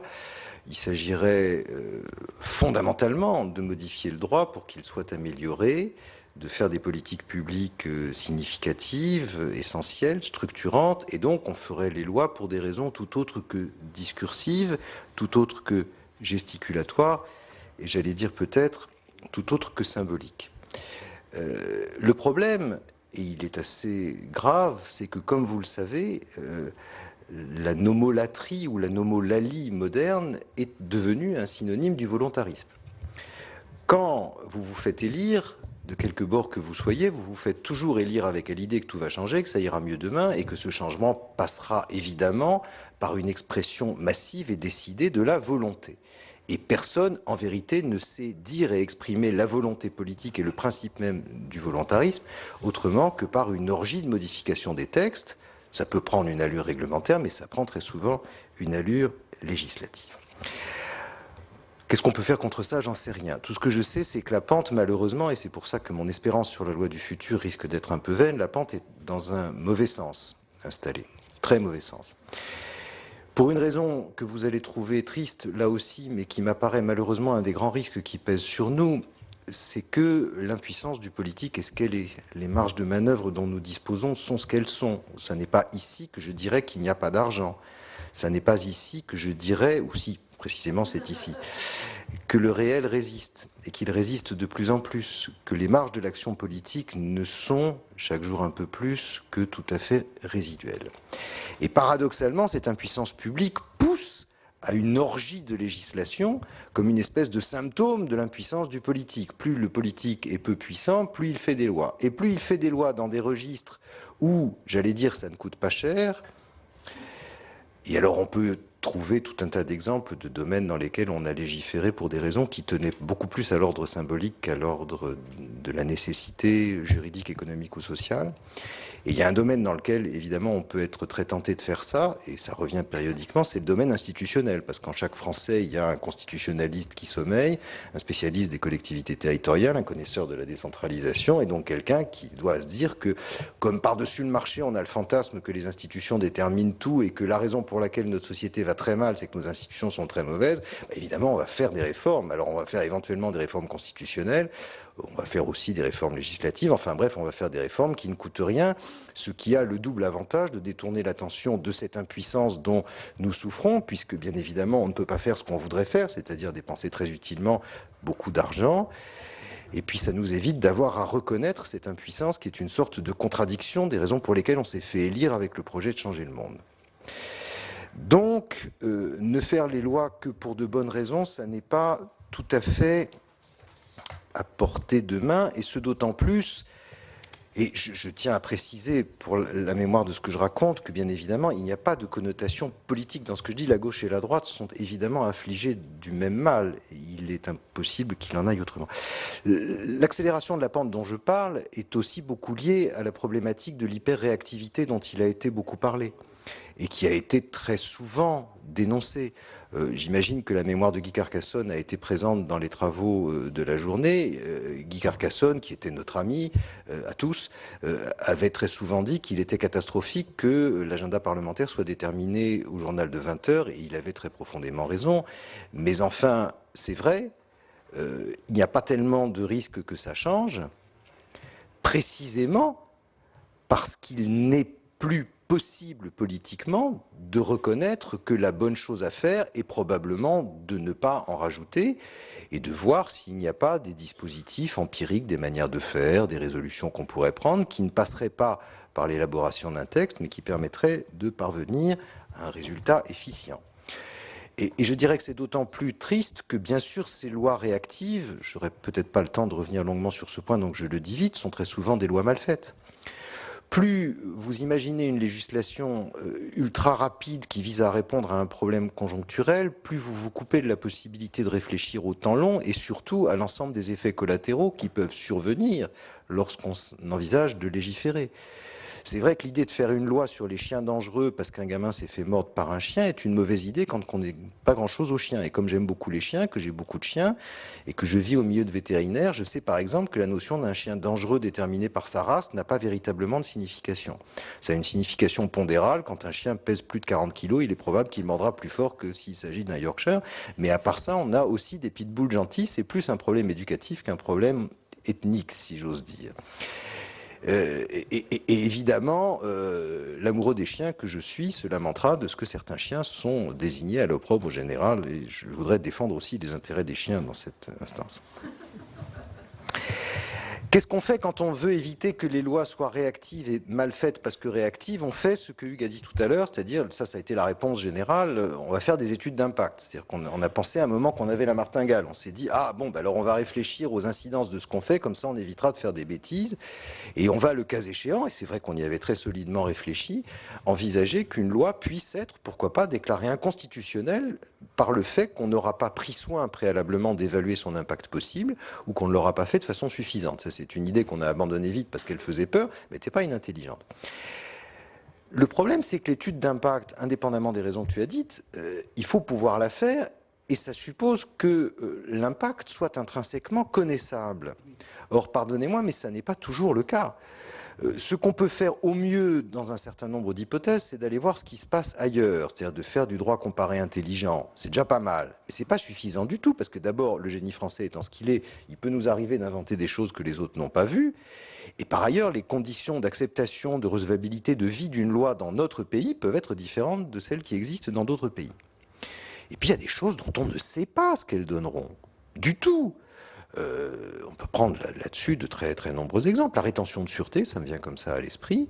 Avant qu'on le fasse, personne ne savait ce que ça pourrait donner. Et on ne sait toujours pas. L'idée de maintenir dans une certaine forme de la contention juridique des gens à l'issue de très très longues peines, on ne l'a jamais fait. Et on ne le fera selon toute probabilité que dans 15 ou 20 ans, si la législation n'est pas modifiée 50 fois d'ici là. Apprécier l'impact de ce genre de choses, c'est quand même très largement de l'ordre de la science-fiction. Alors vous allez me dire, mais il y a des experts pour ça. Oui, mais le problème, c'est que les experts sont des experts. Alors je ne voudrais pas raviver des débats compliqués, mais il se trouve que dans mon colloque de psychanalyste où on parlait beaucoup de l'ordre symbolique, on a énormément parlé du destin des enfants adoptés par les couples homosexuels. Je ne veux même pas parler de procréation médicalement assistée. Il se trouve que je dois être un des rares types de droite de ce pays, parce que je suis ça aussi, qui n'est pas du tout protesté contre les questions de mariage gay. Je suis plutôt pour. Donc vous voyez, je vous dévoile mes batteries. Moi, ça me va très bien, cette histoire-là. Et donc je regarde avec un certain intérêt ce que les experts peuvent dire du destin des enfants. C'est-à-dire c'est une certaine forme de l'étude d'impact, c'est l'impact réputé anthropologique, l'impact sociétal, etc. Enfin, mais pardonnez-moi, mais personne n'en sait absolument rien. Quand vous interrogez des corps de psychanalystes, ils ne sont évidemment jamais d'accord. Et ils s'affrontent avec une virulence terrifiante, avec des arguments d'une autorité radicale et d'une verticalité folle. Et il n'est absolument pas raisonnable de prétendre en tirer des conclusions. Certains vous disent, dans une prophétie absolument apocalyptique, que les enfants adoptés par les homos vont errer dans les rues avec une démence complète et une structure de personnalité qui sera défaite et ils vont s'effondrer comme ça devant le monde. Et d'autres vous disent que, bon, bah, on n'en sait rien, mais enfin, déjà, il aurait peut-être fallu aller y voir, peut-être faire un peu de recherche empirique. Somme toute, il y a beaucoup d'homosexuels qui ont adopté des enfants, notamment des femmes, et si on allait regarder, et on se rendrait probablement compte que ils vont pas plus mal que les autres, qu'ils se sont posés d'autres questions, qu'ils se sont posés des questions intéressantes sur leur filiation biologique, et ils n'ont pas pu ne pas se les poser, parce que précisément, ils étaient élevés dans une famille bizarre, en regard de la comparaison. Et puis, pardonnez-moi, ça doit être aussi l'héritage psychanalytique qui est le mien, mais des mauvais parents, des très mauvais parents hétérosexuels, extrêmement destructeurs pour leurs enfants, il y en a beaucoup, trop, partout. Et donc, l'étude d'impact, l'appréciation par anticipation de ce qu'on va faire, ça n'est évidemment qu'une réponse très partielle et souvent tout à fait illusoire. Ce qui fait que nos lois hyper réactives, peu réfléchies, rendues nécessaires par des impératifs d'actualité, risquent d'être évidemment une loi dangereuse, et il vaudrait mieux que cela ne soit point. Troisième point de mon exposé, les lois du futur, qui seraient donc d'excellentes lois, ne seraient faites que sous de très bonnes influences. Vous savez que la pente et depuis de nombreuses années maintenant, à protéger les parlementaires contre les influences extérieures. On a en quelque sorte voulu sanctuariser le travail parlementaire en faisant en sorte que, comme une espèce de dynamique quasi médicale de protection contre les méchants virus, on les mette sous cloche pour qu'ils travaillent mieux. Ça s'est exprimé de tout un tas de manières, une allergie inquiète pour tout ce qui ressemble à du lobbying, et puis bien sûr la prohibition du cumul des mandats, qui a joué un certain rôle dans cette idée, puisqu'on a voulu à l'extrême professionnaliser le métier de parlementaire, le parlementaire non cumulard étant réputé vertueux par cela même qu'il ne ferait plus que ça et ne serait plus partagé entre ces diverses fonctions. Et comme on a eu beaucoup l'ambition de réduire aussi les possibilités de cumul non seulement d'activités électives, mais d'activités électives et professionnelles, on a hyperboliser cette idée qu'on allait fabriquer une classe de professionnels de la confection de la loi. Peut-être que c'est très bien, et c'est de nouveau ne pas faire insulte à la mémoire de Guy Carcassonne que de maintenir un désaccord que j'avais avec lui et avec toi depuis de très nombreuses années. Je ne suis pas persuadé du tout que tout ça donnera de bonnes idées. Moi aussi, je vais faire ma prophétie apocalyptique. Une classe de parlementaires formidablement homogène, parce que tentés pour des raisons sociologiques, pour un métier, très typés, avec un certain type de revenus, un certain type de profil, des catégories socio-professionnelles qui seront de moins en moins diversifiées, des parlementaires qui seront astreints à une discipline de parti tout à fait impérieuse parce qu'ils auront vitalement besoin d'obtenir la réinvestiture de leur parti politique pour se faire réélire, qui ne seront pas nécessairement plus présents au Parlement parce qu'ils auront vitalement besoin d'aller en circonscription pour se faire connaître par des électeurs qu'ils ne pourront même plus séduire par le maniement des outils ordinaires de la décentralisation, c'est-à-dire en étant maire de leur commune. Qu'est-ce que ça nous donnera de nécessairement mieux? Possiblement une fermeture informationnelle a priori. Des gens qui auront peut-être, pour certains d'entre eux, moins vécu, moins connu d'expérience, moins connu la diversité de la vie politique, moins connu la diversité de la vie professionnelle, moins connu le monde sur lequel ils auront à légiférer. Est-ce qu'il ne serait pas préférable d'exposer nos parlementaires plutôt que de les protéger? De les exposer comme on expose les enfants précisément aux maladies pour qu'ils fabriquent l'immunité qui va bien. Les exposer donc au monde. Et puis si on n'est pas sûr que ça suffise, peut-être qu'il serait bon que les parlementaires soient mieux informés, bien informés, alimentés, puisque professionnellement, ils le seront peut-être un peu moins. Comment est-ce qu'on les alimente? Par des expertises.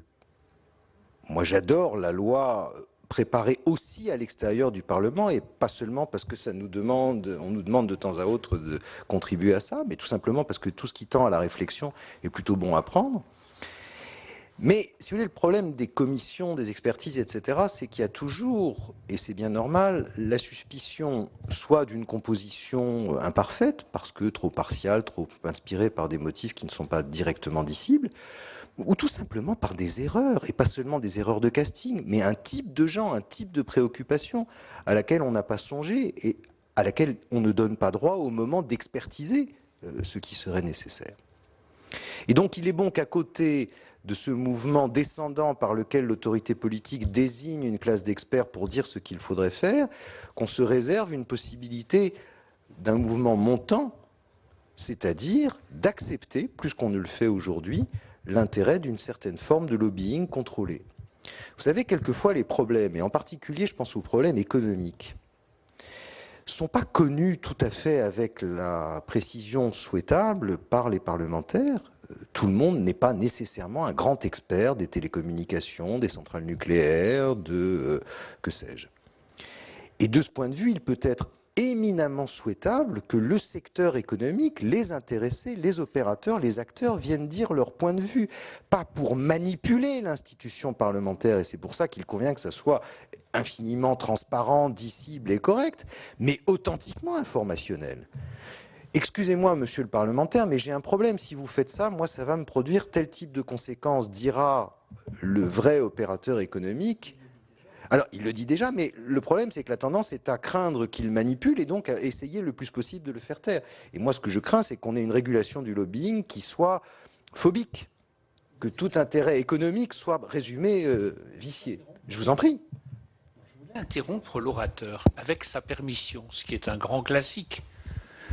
Pour dire qu'aujourd'hui, lorsqu'il y a un texte de loi qui arrive, nous faisons des quantités d'auditions de tout le monde, de toutes les personnes concernées.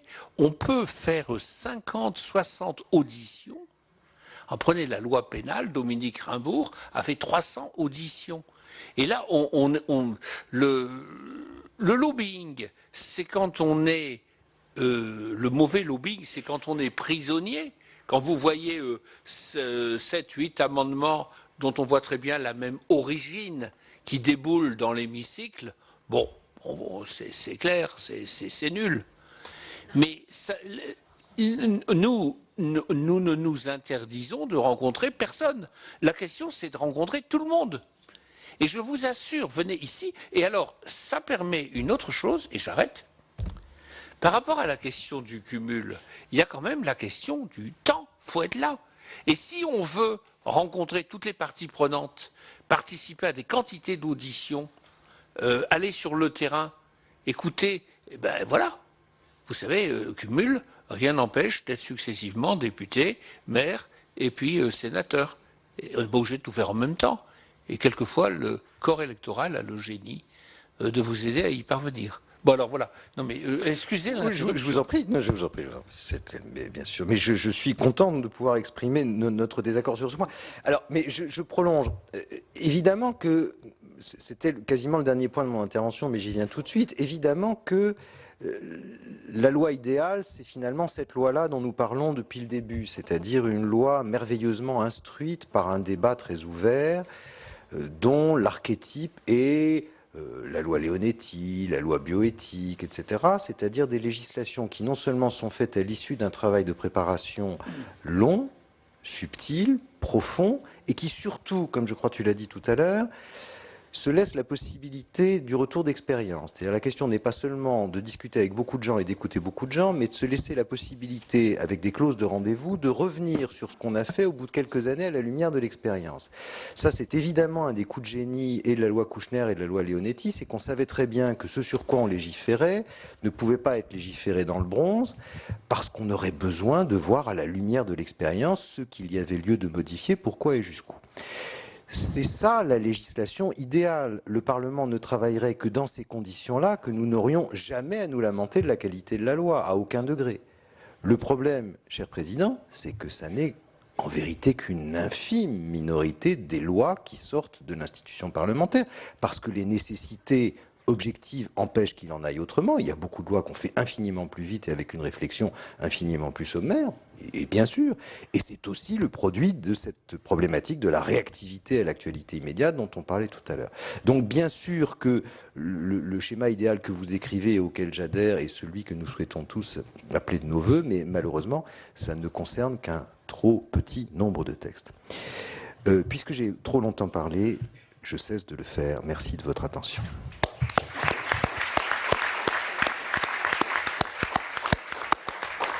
Bien, je remercie Denis Béchillon pour cet exposé qui était le 27e de la journée et qui nous a permis, cher Denis de Béchillon, de voir que vous pensiez beaucoup à l'idéal finalement, à la loi idéale, selon la procédure idéale, mais que vous connaissiez aussi le réel. Et que vous le compreniez. Alors, je vais faire comme vous, je vais vous interrompre. Dominique Rousseau et moi devons nous affronter un jour, parce qu'on s'est juré de faire ça sur l'éthique de conviction et l'éthique de responsabilité. C'est-à-dire, Dominique défend beaucoup l'idée que l'éthique de conviction, c'est le cœur du travail des intellectuels, et en particulier des juristes universitaires quand ils sont appelés à réfléchir à l'évolution des textes. Et moi, je suis très favorable à l'éthique de responsabilité. C'est-à-dire, il ne faut faire que ce qui est faisable, possible, etc. Et donc, si vous le permettez, mais on pourrait peut-être le faire ici, si vous nous invitez, on viendra s'affronter, vous nous donnerez 2 heures, et vous êtes chez vous ici.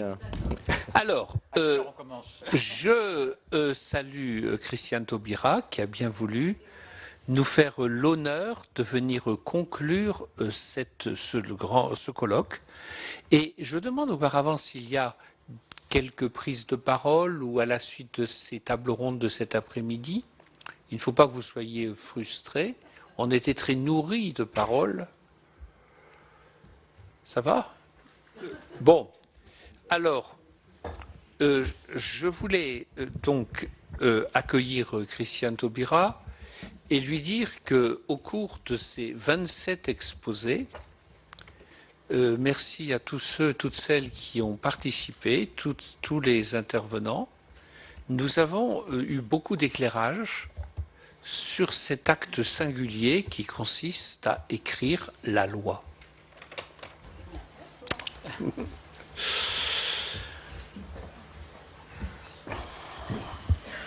Merci beaucoup. Après un pareil portrait, je ferais mieux de me taire, en fait, pour vous laisser sur l'impression très, très agréable que vous a donné Monsieur le Président Jean-Pierre Sueur, Monsieur le Président, Monsieur le Ministre, Madame la Sénatrice Catherine Tasca, Madame la Ministre, Mesdames, Monsieur le Sénateur Portelli, Mesdames, Messieurs les Sénatrices, Sénateurs, Mesdames et Messieurs, merci de m'accueillir maintenant. Évidemment, je ne vais pas conclure vos travaux. D'abord, il serait discourtois de venir conclure des travaux auxquels je n'ai pas assisté. C'est pour moi une frustration et une privation de n'avoir pu assister à vos travaux. Je gourmandais l'arrivée de cette journée lorsque Jean-Pierre Sueur m'a proposé d'intervenir en fin de journée, en fin de travaux. Je gourmandais en espérant faire quelques échappées dans la journée et venir picorer les propos de vos intervenants.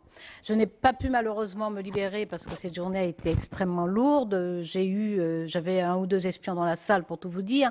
Donc de temps en temps, j'ai eu quelques informations sur ce qui se disait, ce qui faisait débat. Donc j'en suis encore plus frustrée. Mais je vais me rattraper parce que je pense que chacun d'entre vous remettra sur papier son intervention, donc voilà, ou par voie électronique, puisque nous sommes au XXIe siècle. Donc je lirai ça la nuit.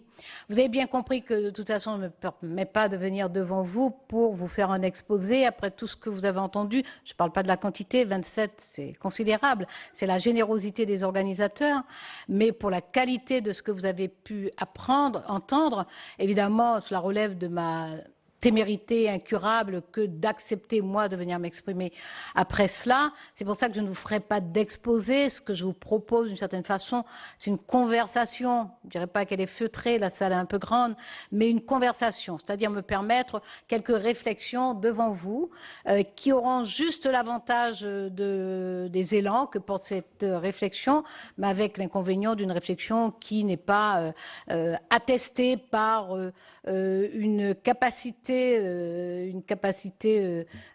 savante qui la rende indiscutable. Donc il y aura probablement des éléments de discussion. Cette conversation que je vous propose, qui sera brève, je vous l'assure, cette conversation que je vous propose, nous pourrions la commencer par 2 questions. La première serait de savoir si la loi commence par l'écriture.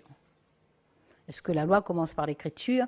Et je dis tout de suite certes non. Certes non, parce que je viens du Sud. Et parce que venant du Sud, je suis constamment habitée, en mémoire, mais en référence aussi, par ces sociétés à tradition orale, où il existe des lois, où il existe des règles générales, où il existe des règles qui s'imposent à tous, où l'autorité est reconnue comme telle. Donc même lorsqu'il n'y a pas d'écriture, même dans les sociétés préhistoriques, bien entendu, avant l'arrivée de l'écriture, mais même aujourd'hui dans les sociétés contemporaines, ces sociétés à tradition orale qui ont une organisation sociale qui est parfaitement identifiable, structurée, où l'autorité est effectivement centralisée et reconnue, dans ces sociétés-là, il y a la loi, il y a des lois, elles ne sont pas nécessairement écrites. La deuxième question qui en découle, bien entendu, c'est de savoir si la loi commence, elle, par l'écriture.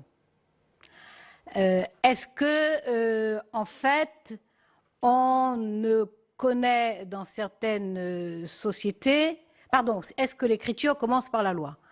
Est-ce qu'on ne connaît dans certaines sociétés l'écriture, lorsqu'elle commence à se diffuser, bien entendu, lorsqu'elle se généralise, est-ce qu'elle arrive par d'autres voies que la loi? Mais pas si sûr, finalement. Pas si sûr.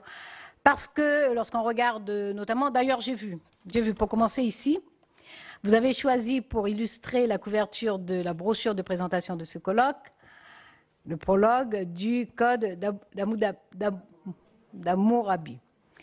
Et vous avez, alors c'était le roi de Babylone, on le sait, qui était sage, qui se voulait brillant, et qui d'ailleurs a affiché très clairement que son intention c'était de remplacer la force par le droit, puisqu'il indique que les règles qui sont élaborées visent à éviter que le puissant puisse nuire aux faibles.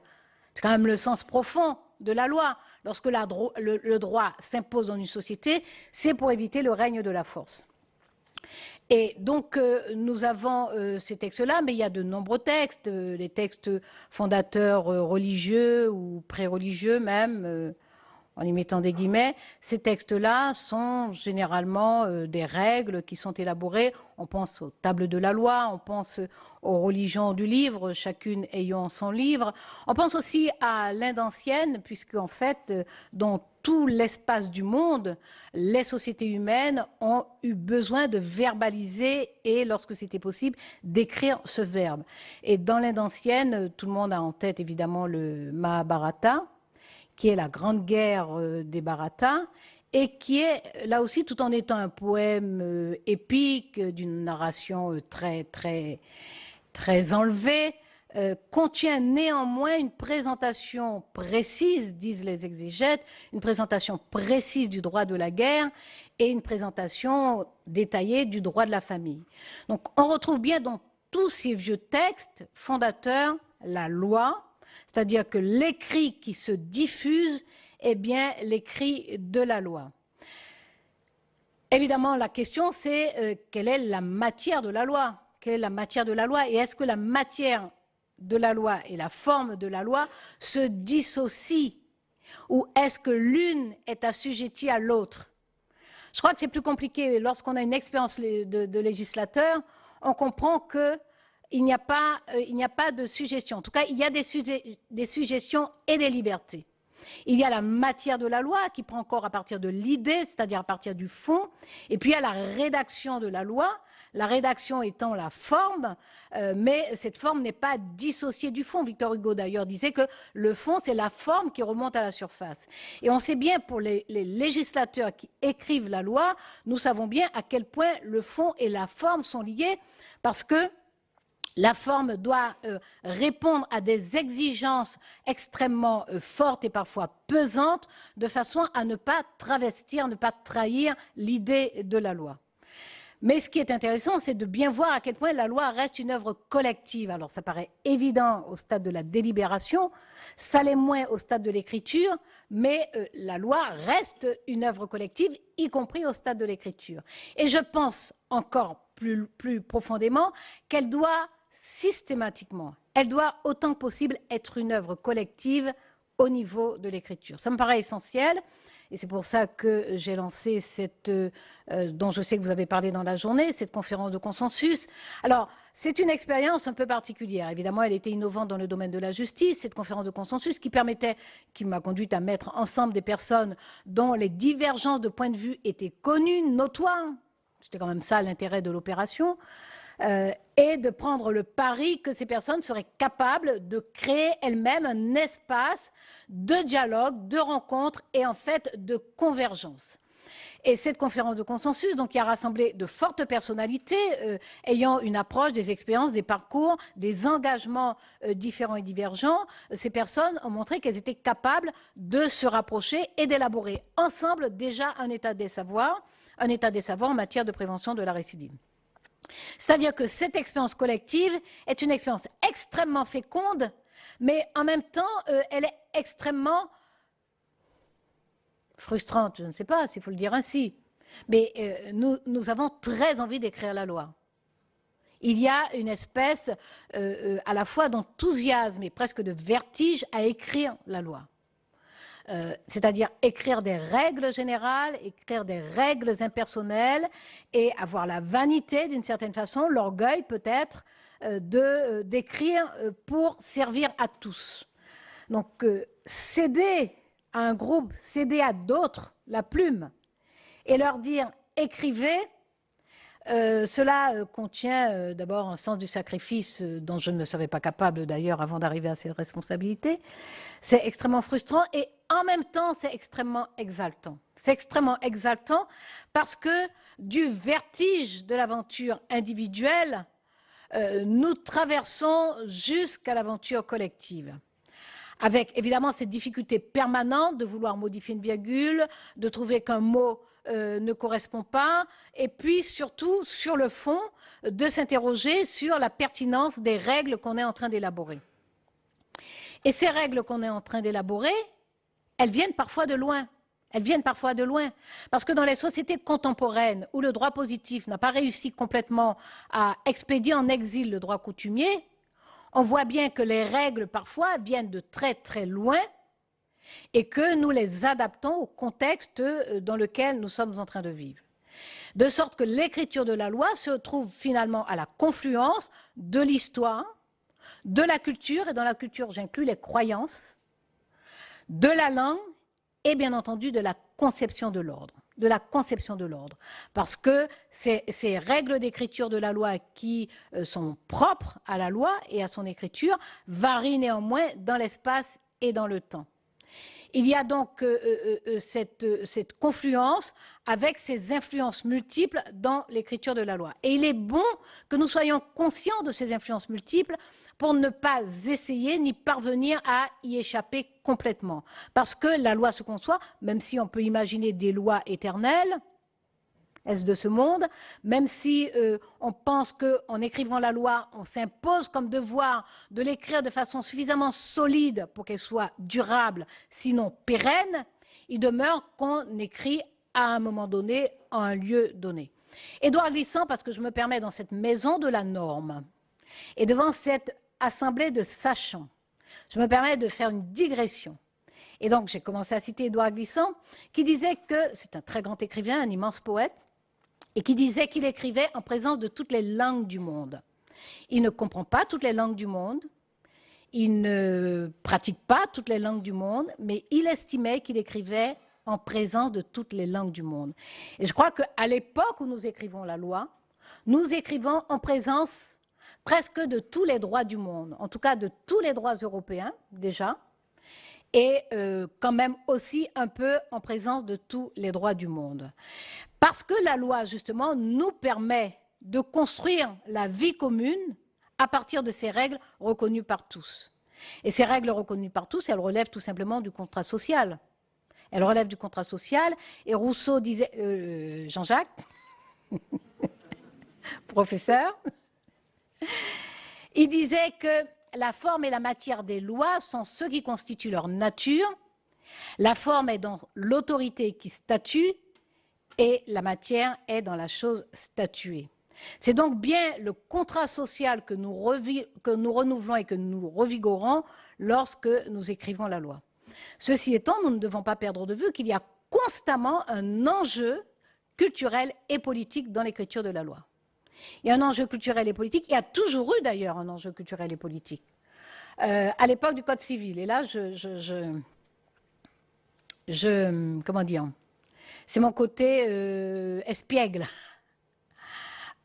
Dans ce colloque qui est présidé par Monsieur le Président Sueur, je retourne un couteau dans une plaie lorsque j'évoque l'écriture du Code civil. Nous sommes au moins 2 à nous comprendre, 3 à nous comprendre, 4, 5 à nous comprendre, voilà. Mais je veux juste illustrer l'enjeu culturel et de pouvoir qu'il y a dans l'écriture de la loi. J'en reviens donc à l'écriture du Code civil. Vous vous savez, vous avez lu comme moi, que de 1793 à 1796, Cambacérès a présenté plusieurs codes civils, plusieurs fois, 3 fois, un code civil qu'il a essayé de faire adopter par les assemblées révolutionnaires. Il n'y est pas parvenu, et le premier consul, Napoléon Bonaparte, a décidé en 1800 de mettre en place une équipe de rédacteurs, de juristes. Il y avait évidemment Portalis, pour qui le président Sueur éprouve une vénération sans limite, que j'essaie de démolir sans succès. Il y avait évidemment Portalis, il y avait Tronchet, il y avait de Préameneux, il y avait de Malville. Il y avait cette équipe sous la responsabilité de Cambacérès. Ils ont donc, ces rédacteurs, élaboré un projet de loi qui a été soumis aux tribunaux. À l'époque, c'était au tribunal de cassation et les tribunaux d'appel. Ensuite, le texte, avec les commentaires écrits des magistrats, parce que c'est ainsi que ça se passait, le texte arrive devant le tribunal d'abord, qui le commente. Il est soumis au corps législatif, qui le vote. Le corps législatif était appelé l'Assemblée muette. Vous voyez pourquoi je persécute, parce que Monsieur le Président Sueur, il aime me rappeler le Code civil et Portalis, et c'est moi qui lui ajoute Napoléon Bonaparte, consul de France, à vie, dans grande période démocratique. Donc, le corps législatif, c'est l'Assemblée muette parce qu'elle se contente de voter. Elle se contente de voter. Je n'évoque pas le Sénat conservateur. Ce n'est pas un qualificatif, c'était son nom, C'était le Sénat conservateur parce qu'il conservait la Constitution. Il ne conservait pas que la Constitution, mais il était nommé Sénat conservateur parce qu'il conservait la Constitution, qui nommait aussi les membres du tribunal ainsi que les membres du corps législatif. Le Sénat n'est même pas dans le parcours. Donc, ces 4 juristes rédacteurs qui ont recueilli, j'en conviens, quelques observations de magistrats, ces 4 juristes vont faire adopter par le corps législatif le Code civil que nous avons plus de 200 ans plus tard, 210 ans plus tard, et que Monsieur le Président Sueur ne veut pas Écoute, il faut tout dire pour que tout le monde comprenne.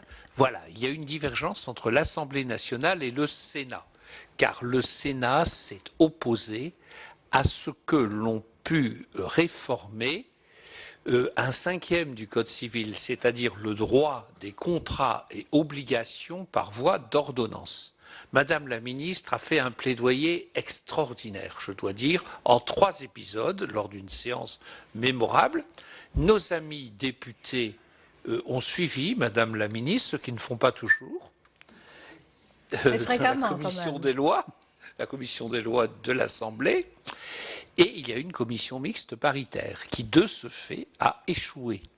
Et nous en sommes là. Voilà, excuse-moi, j'ai pensé qu'il était mieux que cela fût explicite. Tu as eu raison. Il faut que chacun comprenne ce que je suis en train de dire.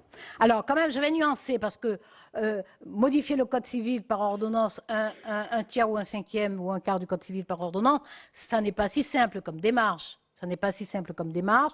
Nous avons travaillé. D'abord, il y a, n'est-ce pas, professeur Rousseau, des travaux de très grande qualité qui ont été produits ces 10 dernières années, que ces travaux de très grande qualité ont été mutualisés d'une certaine façon entre des juristes, d'éminents universitaires, des parlementaires, des agents économiques. C'est le droit des contrats, en fait.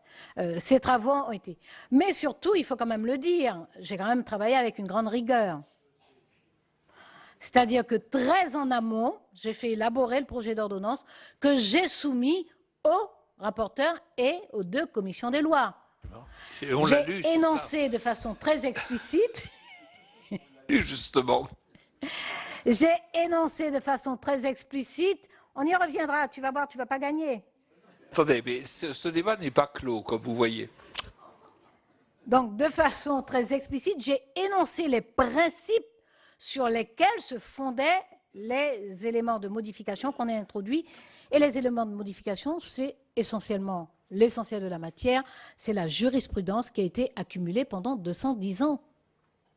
Et une jurisprudence dispersée, donc avec une dimension d'imprévisibilité pour les justiciables, en rappelant que les contrats ne concernent plus seulement, par exemple, 2 multinationales entre elles, mais de plus en plus les citoyens dans leur quotidien, parce que le contrat s'est installé dans le quotidien des citoyens et que, par conséquent, l'enjeu, c'est de savoir si aujourd'hui nous sommes en mesure de moderniser, d'actualiser, disons, d'actualiser, terme plus neutre, notre droit des contrats de façon à ce que le citoyen ordinaire, le particulier, ait une prévisibilité et une connaissance de ses engagements et de ses obligations, ou si nous continuons à vénérer l'œuvre de marbre de Carrare et que nous laissons s'installer une relative insécurité juridique. Parce que lorsque nous énonçons les principes, parmi les principes, il y a la protection de la partie la plus vulnérable. Il y a les sécurités qui sont données en cas de rupture ou d'inexécution. Donc voilà, je ne vais pas vous faire aujourd'hui le plaidoyer sur les contrats, mais ce que je veux dire, c'est qu'il y a un enjeu culturel et de pouvoir dans l'écriture de la loi. Il y en a un.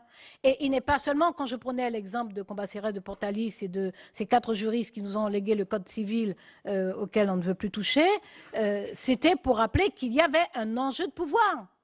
C'était quand même, enfin, lorsque Napoléon décide, parce que la seule assemblée des 4 qui se permet d'émettre des commentaires, c'est le tribunat.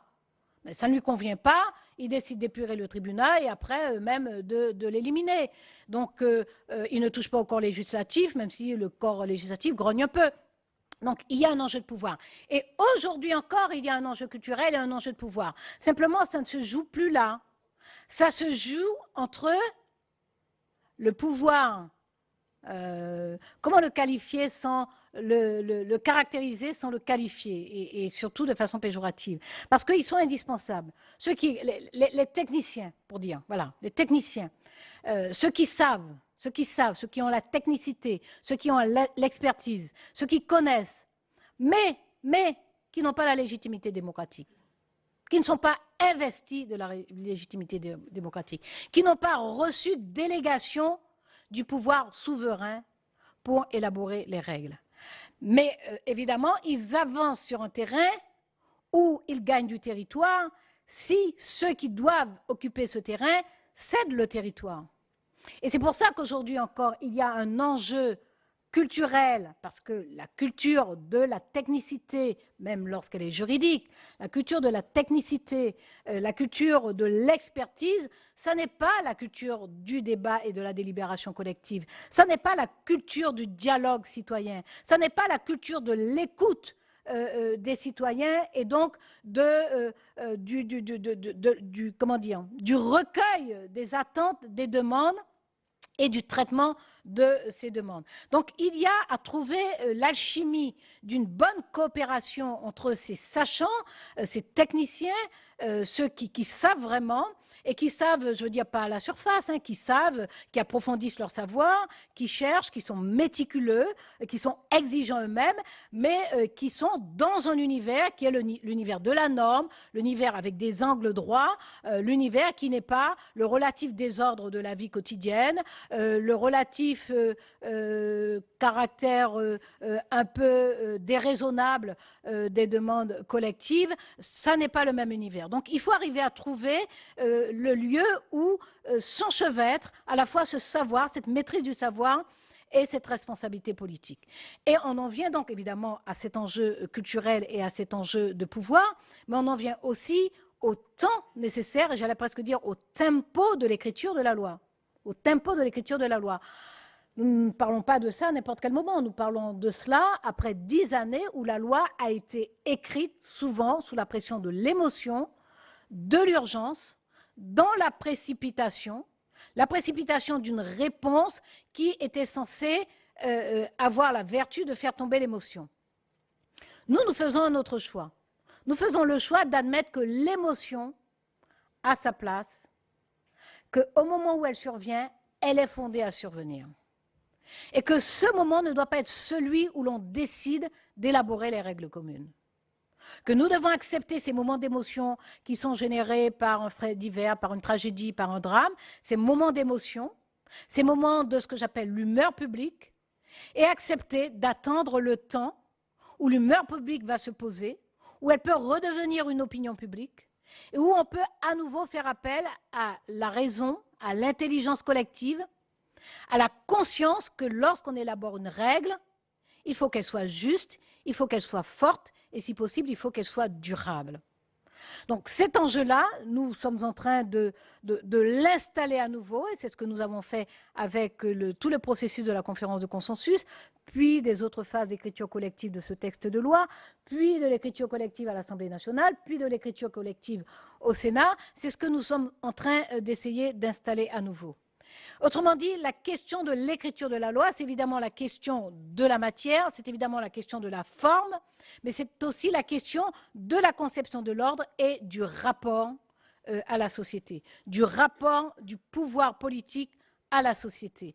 Et bien entendu, la loi s'écrit avec des mots.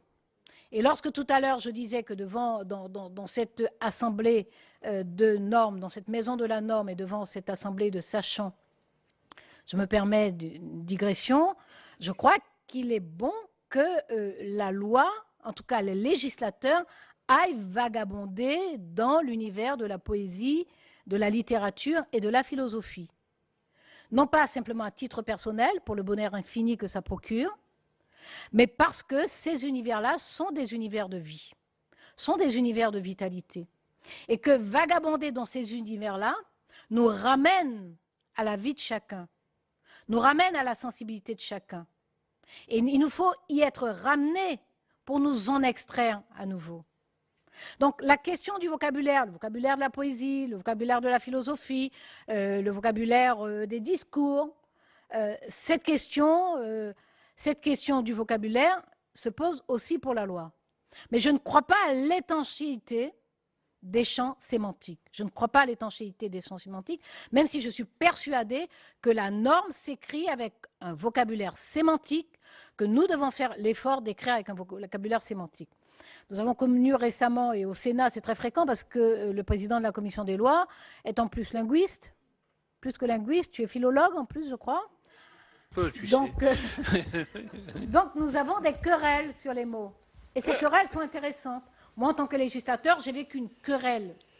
Certains, ceux qui ont suivi, ont dû trouver que c'était picrocolien. C'était sur prépondérant. Prépondérant, ça a duré 2 heures à l'Assemblée nationale. 2 heures sur prépondérant. Récemment, au Sénat, nous avons une discussion sur le moindre doute. Le doute est-il un concept absolu? Et ça n'était pas sur un sujet banal, hein. C'était pour réviser les condamnations pénales. C'était sur la procédure de révision des condamnations pénales, correctionnelles et criminelles. Donc ça n'est pas un sujet banal. Est-ce que le doute est un concept absolu qui ne tolère aucun qualificatif? Ou est-ce que le doute peut être qualifié? En grammaire, c'est probablement un concept absolu. Je ne suis pas assez savante pour l'affirmer. Mais en droit, pourquoi le législateur veut qualifier le doute?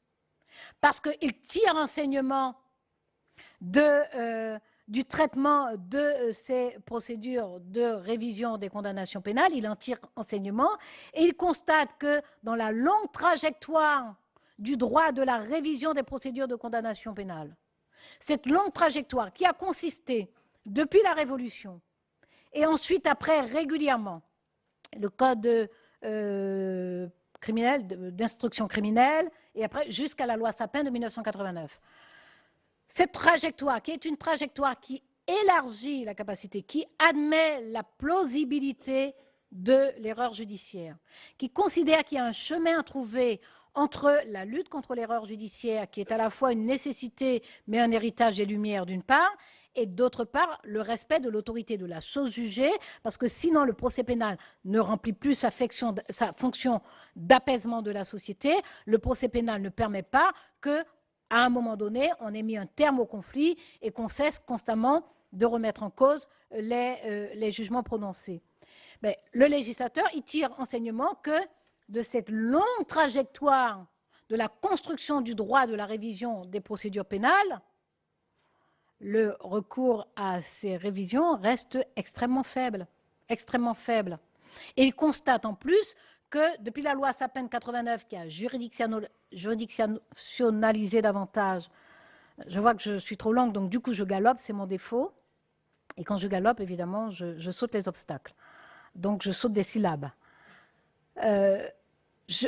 Cette loi de 89 qui a dit qu'il ne faut pas se contenter d'être sûr de l'innocence, mais que le doute doit permettre la recevabilité de la requête, depuis, il y a eu 9 révisions.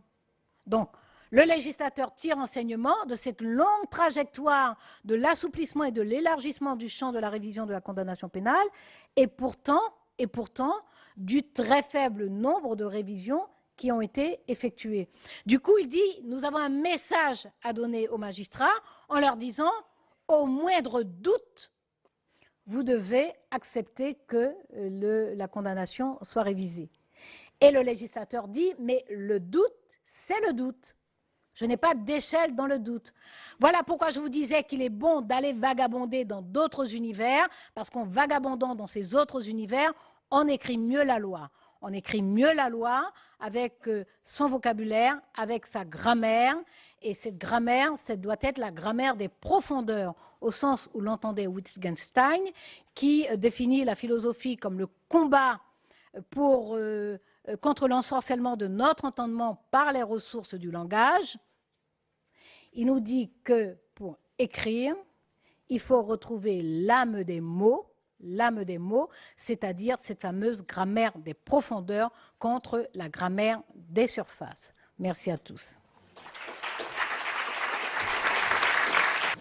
Voilà pour cette table ronde présidée par Jean-Pierre Sueur, le président socialiste de la Commission des lois, et qui portait donc sur la loi et son adaptation à l'évolution de la société.